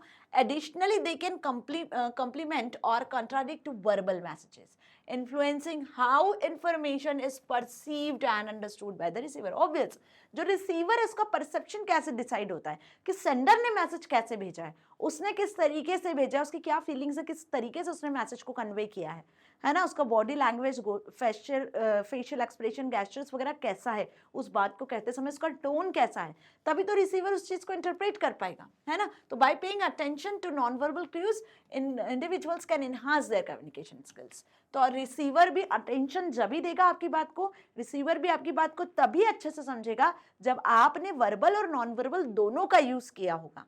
Okay, it foster better understanding and build stronger connections and both personal and professional intentions. तो ये लाइन तो हम पहले भी पढ़ चुके हैं, है ना। तो बेसिकली क्वेश्चन पूछने का तरीका समझो कि लॉन्ग आंसर में भी पूछा जा सकता है क्वेश्चन, शॉर्ट में भी पूछा जा सकता है। तो अब आपको लिखना क्या है finally. Now comment the statements our beliefs form a vicious cycle, support your answer with an example. तो देखो बिलीफ जो एक फैक्टर होता है पर्सपेक्टिव का सबसे बड़ा फैक्टर होता है कि नहीं होता है, ये हमने पहले भी पढ़ा है कि बिलीफ जो है वो एक बहुत ही इंपॉर्टेंट फैक्टर होता है परसेप्शन के लिए। आप जिस चीज पे आस्था रखते हो, विश्वास रखते हो, उस चीज को आप मानते हो, चाहे दुनिया में कोई कुछ भी बोले, भगवान भी आकर अगर आपको बोले कि जिस चीज पे आप विश्वास कर रहे हो वो वैसा नहीं है, तो आप नहीं मानोगे, है ना। तो बिलीफ सबसे बड़ी चीज होती है, विश्वास सबसे बड़ा हम बोल सकते हैं हथियार होता है, किसी पे भी ट्रस्ट करना, किसी को भी मानना, किसी भी परसेप्शन को डिसाइड कर लेना। तो बिलीफ एक विशियस साइकिल है, ऐसा हमने पढ़ा है 3rd चैप्टर में पर्सपेक्टिव इन कम्युनिकेशन में। तो ये क्यों है, इस स्टेटमेंट को आपको प्रूफ करना है। तो बिलीफ एक विशियस साइकिल है जिसमें आप जो सोचते हो, जो आपका नॉलेज है, जिस चीज पे आप विश्वास करते हो वैसा ही आप बिहेव करते हो, वैसा ही आप कम्युनिकेट करते हो बस, और ये साइकिल कंटिन्यूअसली चलती ही जाती है। तो भाई जिस चीज को आप मानते हो वैसा ही आप बिहेव करोगे, वैसा ही आप कम्युनिकेट करोगे, वैसा ही आप अदर्स के साथ में भी बिहेव करोगे। तो यही बिलीफ का विशियस साइकिल कहलाता है। तो यहाँ पे वही स्टेटमेंट लिखा हुआ है, our belief form a vicious cycle suggests that our beliefs can reinforce themselves, leading to a self-perspective pattern of thinking or behavior. For example, if someone believes that they are not good at public speaking, this belief may lead to anxiety and avoidance of the public speaking opportunities. Obvious, आप में से ऐसे बहुत से students होंगे जो कि public speaking से डरते हैं। क्लास में यदि टीचर ने खड़ा कर दिया किसी आंसर को सुनाने के लिए, तो भाई आपको भले ही आंसर आता है लेकिन आप एक पल के लिए हेजिटेट हो जाओगे कि अब मैं आंसर कैसे बोलूं, है ना। तो आपको पब्लिक स्पीकिंग से डर लगता होगा, तो आपने अपना परसेप्शन ऐसा बना लिया कि मेरा विश्वास ही नहीं, पब्लिक स्पीकिंग में मैं नहीं बोल पाऊंगा, मैं डरता हूँ, मैं हेजिटेट करता हूँ, है ना, मुझे प्रॉब्लम है, लोग हंसेंगे तो क्या होगा मेरे ऊपर, जो चीजें ऐसी हैं। तो आपने ऐसा परसेप्शन बना रखा है पहले से ही, आपने अपना बिलीफ, अपना मत ऐसा बना रखा है कि मैं ये नहीं कर सकता हूँ। तो कहीं ना कहीं जब भी आपको पब्लिक स्पीकिंग में खड़ा कर दिया गया कि बोलो भाई, बताओ चीजें, आंसर बताओ, तो आप वहाँ पे अग्रेसिव मूड में आ जाओगे, गुस्सा होने लगोगे, कहीं ना कहीं वो आपका बिलीफ है जिससे आप दूर जाओगे, ठीक है। तो ऐसी अपॉर्चुनिटीज को आप फेस नहीं करोगे। सो इसका रिजल्ट क्या होगा, as a result they miss chances to improve their skills, कि आप यहाँ पे अपने स्किल्स को इम्प्रूव नहीं कर रहे हो, आप वो चांसेस, वो अपॉर्चुनिटीज को मिस कर रहे हो जिससे आप इस डर को खत्म कर सकते हो। तो यदि ऐसा कोई डर है पब्लिक स्पीकिंग स्किल्स जैसा, तो बेसिकली आप इसको इम्प्रूव कर सकते हो, है ना। आप इस प्रॉब्लम्स को सॉल्यूशंस ढूंढ सकते हो। So further reinforcing their belief or inadequacy, this cycle continues unless the challenge can change their belief. जब तक आप अपना बिलीफ नहीं बदलोगे, जब तक आप अपने थिंकिंग को नहीं बदलोगे, है ना, जिस चीज पे आप ट्रस्ट करते हो, तो आप कैसे अपने आप को इम्प्रूव कर पाओगे। तो भाई जब हम कुछ ऐसी चीजों से डरते हैं जिस पर आप विश्वास करने लग जाते हो कि मैं ये कर नहीं सकता तो नहीं कर सकता हूँ, जब तक आप उस बिलीफ को नहीं बदलोगे तब तक आप कैसे अपने आप को इम्प्रूव कर पाओगे। तो कुल मिला के ये बात यहाँ पे बताइए कि बिलीफ एक विजुअल साइकिल है। Now it can create a cycle of negative outcomes affecting self perception and behaviour until consistently disrupted और अल्टर्ड। तो ये एक नेगेटिव साइकिल होती है जिसमें आपको नेगेटिव आउटकम मिलता है जब तक कि आप उस प्रॉब्लम को ओवरकम नहीं करते हो, इससे आपका सेल्फ परसेप्शन अफेक्ट करता है, ठीक है। तो अब कुछ लॉन्ग आंसर्स हमने यहाँ पर फिनिश किए हैं और अब हम मूव कर रहे हैं कॉम्पिटेंसी बेस्ड क्वेश्चन पर। अब आप सोच रहे हो कॉम्पिटेंसी बेस्ड क्वेश्चन क्या होते हैं, तो भाई ये हम हर एक चैप्टर में असेसमेंट में डिस्कस करते आए हैं। प्रीवियस कुछ चैप्टर्स में हमने असेसमेंट में कॉम्पिटेंसी बेस्ड क्वेश्चंस पढ़े हैं जिन्हें आप एप्लीकेशन बेस्ड क्वेश्चन के नाम से भी जानते हो। अगेन आई एम टेलिंग, ये बहुत बहुत ज़्यादा इंपॉर्टेंट क्वेश्चंस होते हैं। इन क्वेश्चंस में आपको नहीं बताया जाएगा डायरेक्टली कि आपको किसका आंसर लिखना है। यहाँ पे आपको सिचुएशन दी जाएगी, उस सिचुएशन को आपको समझना है, फिर आपको ये पता करना है कि यार ये सिचुएशन किस टॉपिक से रिलेटेड है। सपोज ये क्वेश्चन है, इसमें वर्बल कम्युनिकेशन के बारे में बात की जा रही है, तो आपको सिचुएशन को समझना है कि वर्बल कम्युनिकेशन के बारे में बात की जा रही है, तो वर्बल कम्युनिकेशन के इसमें एडवांटेज लिखना है, इसमें डिसएडवांटेज लिखना है। ऐसे सिचुएशन को आपको समझना है, रिलेट करना है और फिर आंसर को लिखना है। तो ये जो एप्लीकेशन बेस्ड क्वेश्चंस होते हैं बहुत बहुत ईजी क्वेश्चंस होते हैं। यदि चैप्टर आपने पढ़ा है अच्छे से, टॉपिक आपको अच्छे से समझ में आता है, तो आप इस क्वेश्चन के आंसर्स को इन चुटकियों में सॉल्व करके आओगे, है ना। और इस बार सीबीएसई ने पैटर्न चेंज किया है, जैसा मैंने पहले भी बताया है कि कॉम्पिटेंसी बेस्ड जो एप्लीकेशन बेस्ड जो क्वेश्चंस हैं उनके आने के 100% चांसेस बढ़ गए हैं, ऐसे क्वेश्चंस एग्जाम में आएंगे। तो पहला क्वेश्चन दिया है, Aryan is preparing for a declamation contest. देखो अब यहाँ पे आर्यन एक स्टूडेंट है जो डिक्लेमिनेशन कॉन्टेस्ट के लिए प्रिपेयर कर रहा है, ठीक है। Help him to prepare a list of all the elements of non-verbal communication that he should consider while giving his speech.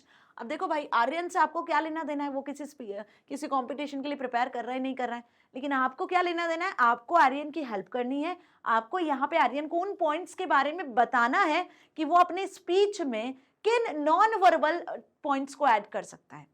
तो भाई अब आपका रोल पता चल गया यहाँ पे क्या करना है। तो ये होता है आपके एप्लीकेशन बेस्ड क्वेश्चन, जिसमें एक सिचुएशन, एक कंडीशन दे दी और इसमें क्वेश्चन को आपको ध्यान से पढ़ना है, समझना है कि इसको किस टॉपिक से आप रिलेट कर सकते हो। तो क्लियरली यहाँ लिखा है कि नॉन वर्बल कम्युनिकेशन के जो भी एलिमेंट्स हैं, जो भी पॉइंट्स हैं जो आपने पढ़े हैं कि नॉन वर्बल कम्युनिकेशन कैसे किसी को अफेक्ट करता है, कैसे एक इफेक्टिव कम्युनिकेशन में हेल्प करता है, तो भाई वो पॉइंट्स आपको यहाँ पे ऐड कर देने हैं।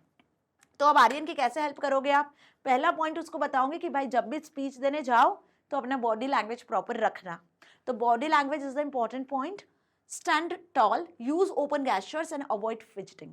फिजिटिंग, झिझकना, ये अवॉइड करना है आपको। प्रॉपर स्ट्रेट होकर स्टैंड होकर आपको अपनी बात कहनी है, स्पीच कहना है। फेशियल एक्सप्रेशंस हमेशा अच्छे रखना, जब भी कोई बात करो, जैसी बात करो वैसे एक्सप्रेशंस रखना। तो maintain all pleasant expression and use facial clues, express actions. Eye contact, जितनी भी ऑडियंस के सामने तुम स्पीच दे रहे हो उनसे प्रॉपर आई कॉन्टैक्ट बना के रखना। तो look at the audience to engage them, convey confidence, ताकि आपको ऑडियंस को आपका कॉन्फिडेंस पता चल सके और ऑडियंस आपके साथ में इंगेज हो सके, है ना। तो ये सारे पॉइंट्स हमने कहाँ में पढ़े, ये सारे पॉइंट्स हमने नॉन वर्बल कम्युनिकेशन के एडवांटेजेस में, उसके फीचर्स में पढ़े, है ना। टोन ऑफ वॉइस, जब भी स्पीच दे रहे हो तो टोन ऑफ वॉइस प्रॉपर रखना है, जिससे ऑडियंस आपकी बात को समझे। जब कोई पॉइंट को आपको बहुत ज़्यादा फोकसफुली बताना है तो उस टाइम पे आप अपना वॉइस बढ़ा सकते हो, है ना। नहीं तो नॉर्मल वॉइस में बात करना है, बहुत ज़्यादा चिल्लाकर भी नहीं बोलना है और ना ही बहुत ज़्यादा स्लो वॉइस में बोलना है, अदरवाइज जो रिसीवर्स है, जो ऑडियंस है, वो आपकी अटेंशन नहीं ले पाएंगे, ठीक है। Now speak clearly, very your tone and use appropriate volume. तो वॉल्यूम भी अप्रोप्रिएट रखना है, अपनी टोन को जो पिच है उसको भी आप हाई लो कर सकते हो एट अ सिचुएशन जहाँ आपको लगता है। नाउ हैंड गेस्चर्स भी प्रॉपर रखना है, किसी को स्पेसिफिकली पॉइंट आउट करके नहीं बोलना है, जो भी हैंड गेस्चर्स है वो प्रॉपर होने चाहिए। नेचुरल हैंड मूवमेंट्स रखना है। प्रोक्सिमिक्स मतलब क्या होता है, maintain an appropriate distance from the audience to comfort. Audience के साथ में आपको एक डिस्टेंस मेंटेन करके रखना है, जिससे ऑडियंस भी कंफर्टेबल रहे, आप भी कंफर्टेबल होकर अपना स्पीच दे सकते हो। अपीयरेंस क्या होता है, dress neatly and appropriate for the occasion. अब देखो सारी चीज बिल्कुल सही है, लेकिन यदि आपका लुक ही वैसा नहीं है, आपका ड्रेसअप ही वैसा नहीं है जैसा आप चाहते हो, एक जो प्रोफेशनल लुकआउट होता है वैसा लुकआउट देकर आपको जाना है, नीट एंड क्लीन ड्रेसअप में जाना है, ठीक है। तो ये सारी जो चीजें ये आपके जो नॉन वर्बल कम्युनिकेशन है उसको अफेक्ट करती है। अब यहाँ पे टाइमिंग, स्माइल एंड कॉन्फिडेंस, ये तीन चीजें भी हैं जो ध्यान रखनी होगी आर्यन को। क्या कि टाइमिंग का मतलब pace your speech effectively allowing the pauses and emphasise, बहुत ज्यादा पॉज नहीं लेना है और बहुत ज्यादा स्पीडली भी नहीं बोलना है, प्रॉपर टाइमिंग का ध्यान रखना है। इतना स्लोली भी नहीं बोलना है कि आपकी बात को कोई समझे ही ना, और ना इतना फास्ट बोलना है कि बात ने सिर के ऊपर से निकल जाए। तो आराम आराम से ध्यान से सारी बातें कहनी है। Smile, always smile on your face, so that क्या होगा कि आपका एक एंथुसियाज्म और जो एक जेन्युइन स्माइल होती है वो बनी रहे। Confidence, believe in yourself and your messages to inspire confidence in your audience. Confidence is the key to success. अगर कॉन्फिडेंस ही नहीं है तो कुछ चीजें नहीं है। देखो सक्सेस तक पहुंचना है तो सबसे पहला कॉन्फिडेंस होगा, तो मोटिवेशन ऑटोमेटिकली आएगी, और मोटिवेशन आएगी तो आप काम को इनोवेटिव क्रिएटिव वे में कर पाओगे, है ना। तो ये सारे पॉइंट्स थे जो आप आर्यन को हेल्प कर सकते हो बताने में। तो वही सारे पॉइंट्स पढ़े जो नॉन वर्बल में हमने देखे थे, वही सारे पॉइंट्स लिखने हैं। तो अब एप्लीकेशन बेस्ड क्वेश्चन कैसे आ सकते हैं एग्जाम में, वो आपको अच्छे से समझ में आ रहा है ना। सेकंड क्वेश्चन देखते हैं। सेकंड क्वेश्चन में क्या पूछा है, you want to get a pet dog. अब आपको कोई पेट डॉग चाहते हो आप कि आप कोई पेट डॉग परचेज करना चाहते हो, आप चाहते हो कि आपके पास भी एक डोमेस्टिक एनिमल कोई पेट डॉग हो, but your elder brother told you that no matter how much you try to convince your parents, they will not allow you to get a dog. अब ऐसा जनरली होता है, कुछ ऐसे students हैं जिनको डॉग बहुत अच्छे लगते हैं, छोटे छोटे पपीज बहुत अच्छे लगते हैं और वो चाहते हैं कि वो भी उन पेट डॉग को अपने पास रखें, लेकिन जो आपके सिबलिंग्स हैं या आपके जो पेरेंट्स हैं वो नहीं चाहते हैं, है ना। ऑलरेडी आप ही उनको इतना परेशान करते हो तो वो क्यों सोचते हैं कि भाई कोई और एनिमल भी आए और वो घर में परेशान करें और फालतू चीज़ों को फैलाए एंड ऑल, ये चीज़ें होती है जनरली, है ना। तो यदि आप कोई पेट डॉग चाहते हो तो आपका जो ब्रदर है वो आपको मना कर रहा है कि भाई आप कितना भी ट्राई कर लो, पेरेंट्स कन्विंस नहीं होंगे और वो नहीं लाएंगे। तो ये एक सिचुएशन दी हुई है जो जनरली होती है, जनरल सिचुएशन है। What factor do you think contribute to his perspective? अब यहाँ पर कौन सा फैक्टर है जो परसेप्शन को कंट्रीब्यूट कर रहा है, मतलब परसेप्शन के लिए यहाँ पे पेरेंट्स का क्या परसेप्शन है और उन चिल्ड्रंस का क्या परसेप्शन है, कौन सा फैक्टर यहाँ अफेक्ट कर रहा है वो आपको बताना है। तो हम यहाँ पढ़ चुके हैं डिफरेंट फैक्टर्स। तो your elder brother perspective might be influenced by past experience. जो एल्डर ब्रदर है वो जो मना कर रहा है कि भाई पेरेंट्स नहीं मानेंगे, तो वो उसके पास्ट एक्सपीरियंस से मना कर रहा है। हो सकता है कि आपके एल्डर ब्रदर ने भी पहले कहा हो पेट डॉग के लिए अपने पेरेंट्स से और पेरेंट्स ने मना कर दिया हो, तो उसे पता है कि अगर उसका यंगर ब्रदर भी कहेगा तो ऑब्वियस पेरेंट्स मना ही करेंगे। तो पास्ट एक्सपीरियंस से ही हम अपना जो है पर्सपेक्टिव डिसाइड कर लेते हैं कि पास्ट में ऐसा हुआ था तो ऑब्वियस सी बात है कि अब तो ऐसा होगा ही नहीं, जो हुआ था वैसा ही होना है। तो जब तक आप अपना परसेप्शन नहीं बदलते हो, जब तक आप फैक्ट्स को नहीं जानते हो, तब तक आप बिलीव नहीं करो किसी चीज पे, राइट। वही चीज है यहाँ कि your elder brother perspective might be influenced by past experience और knowledge of your parents preferences और रूल्स रिगार्डिंग पेट्स। उसके पेरेंट्स पेट्स को लाना पसंद नहीं करते, उनके रूल्स अलग हैं। So he may have observed their reactions to similar requests in the past or heard them express concerns about owning a dog, such as the responsibility or potential mess. These factors could lead him to believe that convincing your parents to get a dog would be difficult or unlikely. Okay? तो hopefully आपको answer भी अच्छे से समझ में आ गया। ठीक है, देखो कैसे क्वेश्चन है, कैसे एप्लीकेशन बेस्ड क्वेश्चंस बन सकते हैं, इसको कैसे पर्सपेक्शन के साथ में, पर्सपेक्टिव के साथ रिलेट कर दिया, वो चीज समझो आप, है ना। Now Sushant is a new manager. Sushant कौन है? एक नया मैनेजर है and he wants to share his ideas and working protocol with his team. तो अब वो अपने टीम के साथ में नए नए आइडियाज को शेयर करना चाहता है। Compare the advantage and disadvantage of oral and written communication. अब यहाँ पे देखो आपको कंडीशन दे दिया, अब आपको इस कंडीशन को ध्यान में रखकर ओरल और रिटन कम्युनिकेशन के एडवांटेज और डिसएडवांटेज को कंपेयर करना है कि सुशांत अपनी टीम के साथ में कैसे कम्युनिकेट कर सकता है, ओरल और रिटन कम्युनिकेशन के साथ कम्युनिकेट कर सकता है, तो उसके क्या एडवांटेज है, क्या डिसएडवांटेज है, किस तरीके से वो अपनी टीम से कम्युनिकेट करें। Suggest him which form of communication would be more effective. तो सुशांत को आपको बताना है कि टीम के साथ यदि उसे कम्युनिकेट करना है तो ओरल या रिटन दोनों में से किस टाइप का कम्युनिकेशन ज्यादा सुटेबल होगा, ज्यादा इफेक्टिव होगा। ठीक है, और क्या इसके एडवांटेज और डिसएडवांटेज है। तो यदि मैं डायरेक्टली बात करूं तो इस क्वेश्चन में आपसे रिटन और ओरल के एडवांटेजेस और डिसएडवांटेजेस ही पूछे हैं डियर स्टूडेंट्स, वही आपको लिख कर आने हैं। तो जब मैंने आपको ये टॉपिक पढ़ाया था, एक एक डेडिकेटेड वीडियो में मैंने ओरल कम्युनिकेशन और रिटन कम्युनिकेशन खत्म किया है एडवांटेज डिसएडवांटेज के साथ। वीडियो देखिए तो आंसर तुरंत लिख दोगे आप, नहीं देखिए तो पहले वीडियो को समझ लो, देख लो भाई, टॉपिक समझ लो अच्छे से, फिर इस तरीके के आंसर्स को आप इजीली कर पाओगे, है ना। तो ओरल कम्युनिकेशन के क्या एडवांटेजेस हैं, आपको पता है कि ओरल कम्युनिकेशन में आपको फीडबैक तुरंत मिलता है, इमीडिएट मिलता है, और ये फ्लेक्सिबल होता है क्योंकि यहाँ पे आपको तुरंत फीडबैक मिल रहा है, रिस्पॉन्स मिल रहा है, तो ये फास्टर भी होता है और फ्लेक्सिबल भी होता है। यहाँ पे जो ऑडियंस है वो आपके रिएक्शंस को समझती है, तुरंत समझ लेती है ना। ओरल कम्युनिकेशन के डिसएडवांटेजेस क्या है कि आप जो बोलते हैं उसका कोई प्रूफ नहीं होता है, कोई लीगल वैलिडिटी नहीं होती है, फ्यूचर में आप उसको यूज नहीं कर सकते हो। तो लैक ऑफ रिकॉर्ड, पोटेंशियल और मिस इंटरप्रिटेशन और लिमिटेड रीच लिमिटेड होती है। ओरली आप कितने लोगों को बोल पाओगे, लेकिन रिटर्न कम्युनिकेशन में एक मेल को आप मल्टीपल लोगों तक भेज सकते हो ना, चाहे फिर वो बंदा कहीं भी किसी भी जगह पर लोकेटेड हो। ओरल तो जो आपके पास में अवेलेबल है 10, 5, 15, 20 लोग, उन्हीं तक आप मैसेज भेज सकते हो, है ना। एक टीम की बात कर रही हूँ मैं यहाँ पर, सुशांत जो एक टीम मैनेजर है वो उस टीम की बात मैं कर रही हूँ। ओके, तो मिस इंटरप्रिटेशन के भी चांसेस बढ़ सकते हैं यहाँ पर। हो सकता है आपकी बोली गई बात जिस इंटेंशन से आपने कही है उस इंटेंशन तक रिसीवर तक नहीं पहुंची हो, आपका जो एटीट्यूड है बात करने का वो पसंद नहीं आया हो, आपके वर्ड्स किसी को हर्ट कर जाए, है ना। अब रिटर्न कम्युनिकेशन क्या होता है, रिटन कम्युनिकेशन में clarity, permanent record of reference, suitable for complex information, इसके लिए बेनिफिशियल होता है। तो रिटन कम्युनिकेशन के यदि हम एडवांटेज की बात करें तो रिटन कम्युनिकेशन फ्यूचर के लिए आप रिकॉर्ड रख सकते हो, फॉर्मल फॉर्म ऑफ कम्युनिकेशन होता है, लीगल वैलिडिटी होती है, जो आपने कहा है इसका प्रूफ आपके पास होता है, ठीक है। लेकिन इसके डिसएडवांटेजेस भी है। तो क्या है डिसएडवांटेजेस? कि यहाँ पे इमीडिएट आपको फीडबैक नहीं मिलता है। आपने किसी को चीज़ लिख कर भेजी है, अब वो अवेलेबल होगा तभी उस चीज़ को पढ़ेगा और फिर आपको रिस्पॉन्स भेजेगा, है ना। तो पर्सनल है उसकी कमी हो जाती है। और साथ ही हम बात करें तो टाइम कंज्यूमिंग होता है, क्योंकि इमीडिएट फीडबैक नहीं मिल रहा है, टाइम कंज्यूमिंग सा प्रोसेस हो जाता है। तो आप यहाँ पे सुशांत को क्या रिकमेंड करने वाले हो? दोनों के एडवांटेज डिसएडवांटेज तो आपने बता दिए। तो गिवन द आपका जो रिकमेंडेशन होना चाहिए वो कुछ इस तरीके से होना चाहिए। Given the importance of sharing protocols clearly and allowing for immediate clarification, a combination is ideal.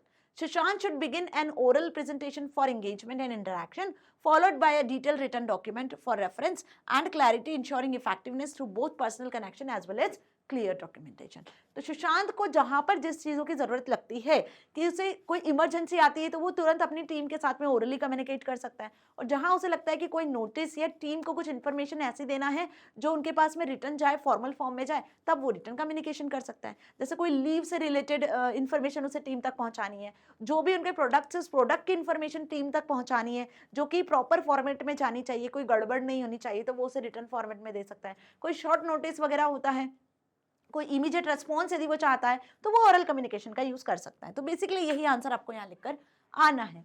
Now fourth question, mister Sharma is often seen quarrelling with others. देखो मिस्टर शर्मा जो है वो बेसिकली यहाँ पर बोला है कि quarrelling with others, clear, he has complaints about everyone in the neighbourhood.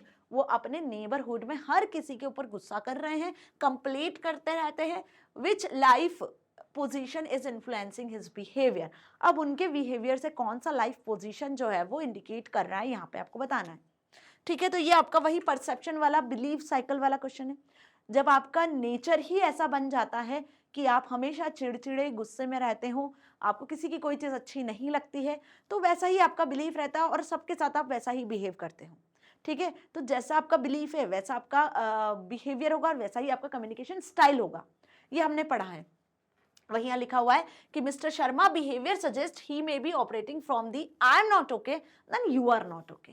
ये हमने पढ़ी थी 4 condition, I am okay, you are okay, I am okay, you are not okay, I am not okay, you are okay, I am not okay, you are not okay. तो mister Sharma जो है यहाँ पर वो खुद तो ओके है नहीं और वो दूसरों को भी सही से नहीं रहने देना चाहते। वो ऐसा सोचते हैं कि मैं ठीक नहीं हूँ तो कुछ भी ठीक नहीं है।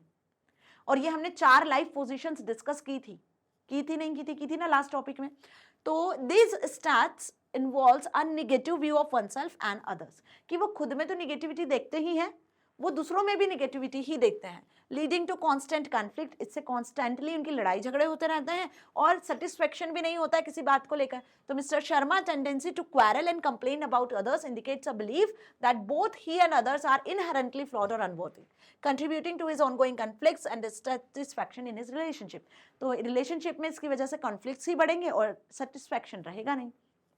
तो ये हमने 4th नंबर की जो लाइफ साइकिल डिस्कस किया था ये वही है, ओके, लाइफ पोजीशन, सॉरी। अब बढ़ते हैं 5th क्वेश्चन की तरफ। तो भाई क्वेश्चन आपको जो एप्लीकेशन बेस्ड है समझ में आ रहा है ना, एक एग्जांपल, एक सिचुएशन दी रहेगी और आपको उसके हिसाब से आंसर लिखना है। 5th क्वेश्चन देख लें, which is last question of this. Smriti walked into your school and came across your science teacher. Smriti अपने स्कूल में वॉक कर रही थी और वहां पे उसने अपने साइंस टीचर्स को देखा जो उसके पास से जा रहे थे। He generally comes well dressed and looks very confident. अब जो उसके साइंस टीचर है वो प्रॉपरली वेल ड्रेस्ड थे और प्रॉपर कॉन्फिडेंट लग रहे थे, ठीक है। Smriti assume that he is the principal of school. अब स्मृति को देखकर क्या लगा कि वो स्कूल के प्रिंसिपल है, जबकि वो कौन थे, साइंस टीचर थे। तो वो नहीं जानती थी कि वो साइंस टीचर है। जैसे ही वो उसके पास से गुजरे तो वो प्रॉपरली वेल ड्रेस्ड लगे और बहुत कॉन्फिडेंट लगे। तो कोई बंदा जब स्कूल में इस तरीके से आता है तो हमें ऐसा लगता है ना कि या तो कोई बहुत बड़ी पोस्ट पे होगा, मैनेजर होगा, HR में होगा या फिर प्रिंसिपल होगा, ऐसा कुछ उसको लगा कि स्कूल के प्रिंसिपल है। So what factor is affecting her perspective. तो यहाँ पे जो उसने साइंस टीचर को देखकर अपना परसेप्शन बनाया, वो परसेप्शन किस फैक्टर को अफेक्ट कर रहा है, मतलब कि यहाँ पे हमने डिफरेंट फैक्टर्स पढ़े ना परसेप्शन के, तो इसी से रिलेटेड ये क्वेश्चन है। देखो सिचुएशन कैसी दी हुई है, है ना, किसी को देखकर, किसी की बात को सुनकर जब हम अपना परसेप्शन डिसाइड कर लेते हैं, हम अपनी थिंकिंग बना लेते हैं, तो ये आपका परसेप्शन क्या कहलाता है, क्या इसे कहते हैं?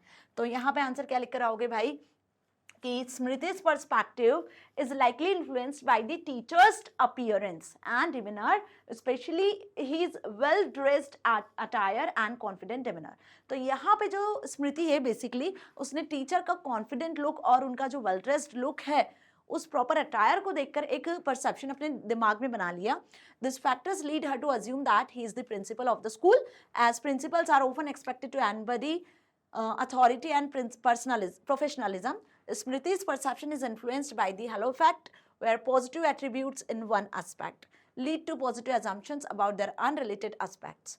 सो रोल और स्टेटस मीन्स कुल मिला के यदि मैं बात करूँ इन सिंपल वर्ड्स, तो स्मृति का जो परसेप्शन था वो विजुअल पर्सपेक्टिव आप कह सकते हो कि विजुअल पर्सपेक्टिव में हम जनरली इमेजेस को देखते हैं. यहाँ पे आप किसी चीज़ को देखकर, किसी पर्सन को देखकर, उसके बिहेवियर, उसके एटीट्यूड को देखकर, उसके वेल ड्रेस्ड अटायर को देखकर जो चीज़ें आप अज्यूम कर लेते हो, मान लेते हो, वो विजुअल पर्सपेक्टिव में ही आता है ना. तो कुल मिला के अब इसका आंसर क्या लिख कर आना है आपको अच्छे से समझ में आ गया, और कैसे क्वेश्चंस आपसे पूछे जाएंगे वो भी आपको अच्छे से समझ में आ गया. तो कंप्लीट जो यूनिट का मोस्ट एक्सपेक्टेड इंपॉर्टेंट क्वेश्चंस थे जो ब्रेन डेवलपर में आपको दिए हुए थे वो हमने सब अच्छे से कंप्लीट कर लिए हैं.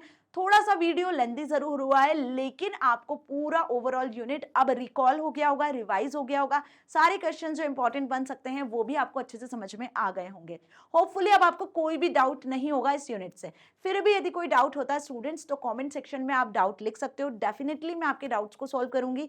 और नेक्स्ट सेशन से हम पार्ट बी स्टार्ट करने वाले हैं. जैसे मैंने पहले भी आपको बताया है कि नेक्स्ट सेशन से हम पार्ट बी का फर्स्ट यूनिट स्टार्ट करेंगे. क्यों? क्योंकि आपके जो फॉर्मेटिव असेसमेंट या जो एग्जाम होने वाला है उसमें पार्ट ए का फर्स्ट यूनिट आएगा, पार्ट बी का भी फर्स्ट सेकंड यूनिट आएगा. तो मैं आपके फॉर्मेटिव असेसमेंट आपके टर्म एग्जाम्स के अकॉर्डिंग ही प्रिपेयर करवाऊंगी. आफ्टर दैट हम वापस इस पार्ट ए पर आएंगे और आगे के यूनिट्स को कवर करेंगे. ऐसा बिल्कुल नहीं है कि मैं पार्ट ए का आगे के यूनिट्स छोड़ दूंगी, तो ऐसा मत सोचना. ओके, तो मिलेंगे नेक्स्ट वीडियो में, नेक्स्ट सेशन में नए यूनिट के साथ में. Till then stay happy. Thank you so much.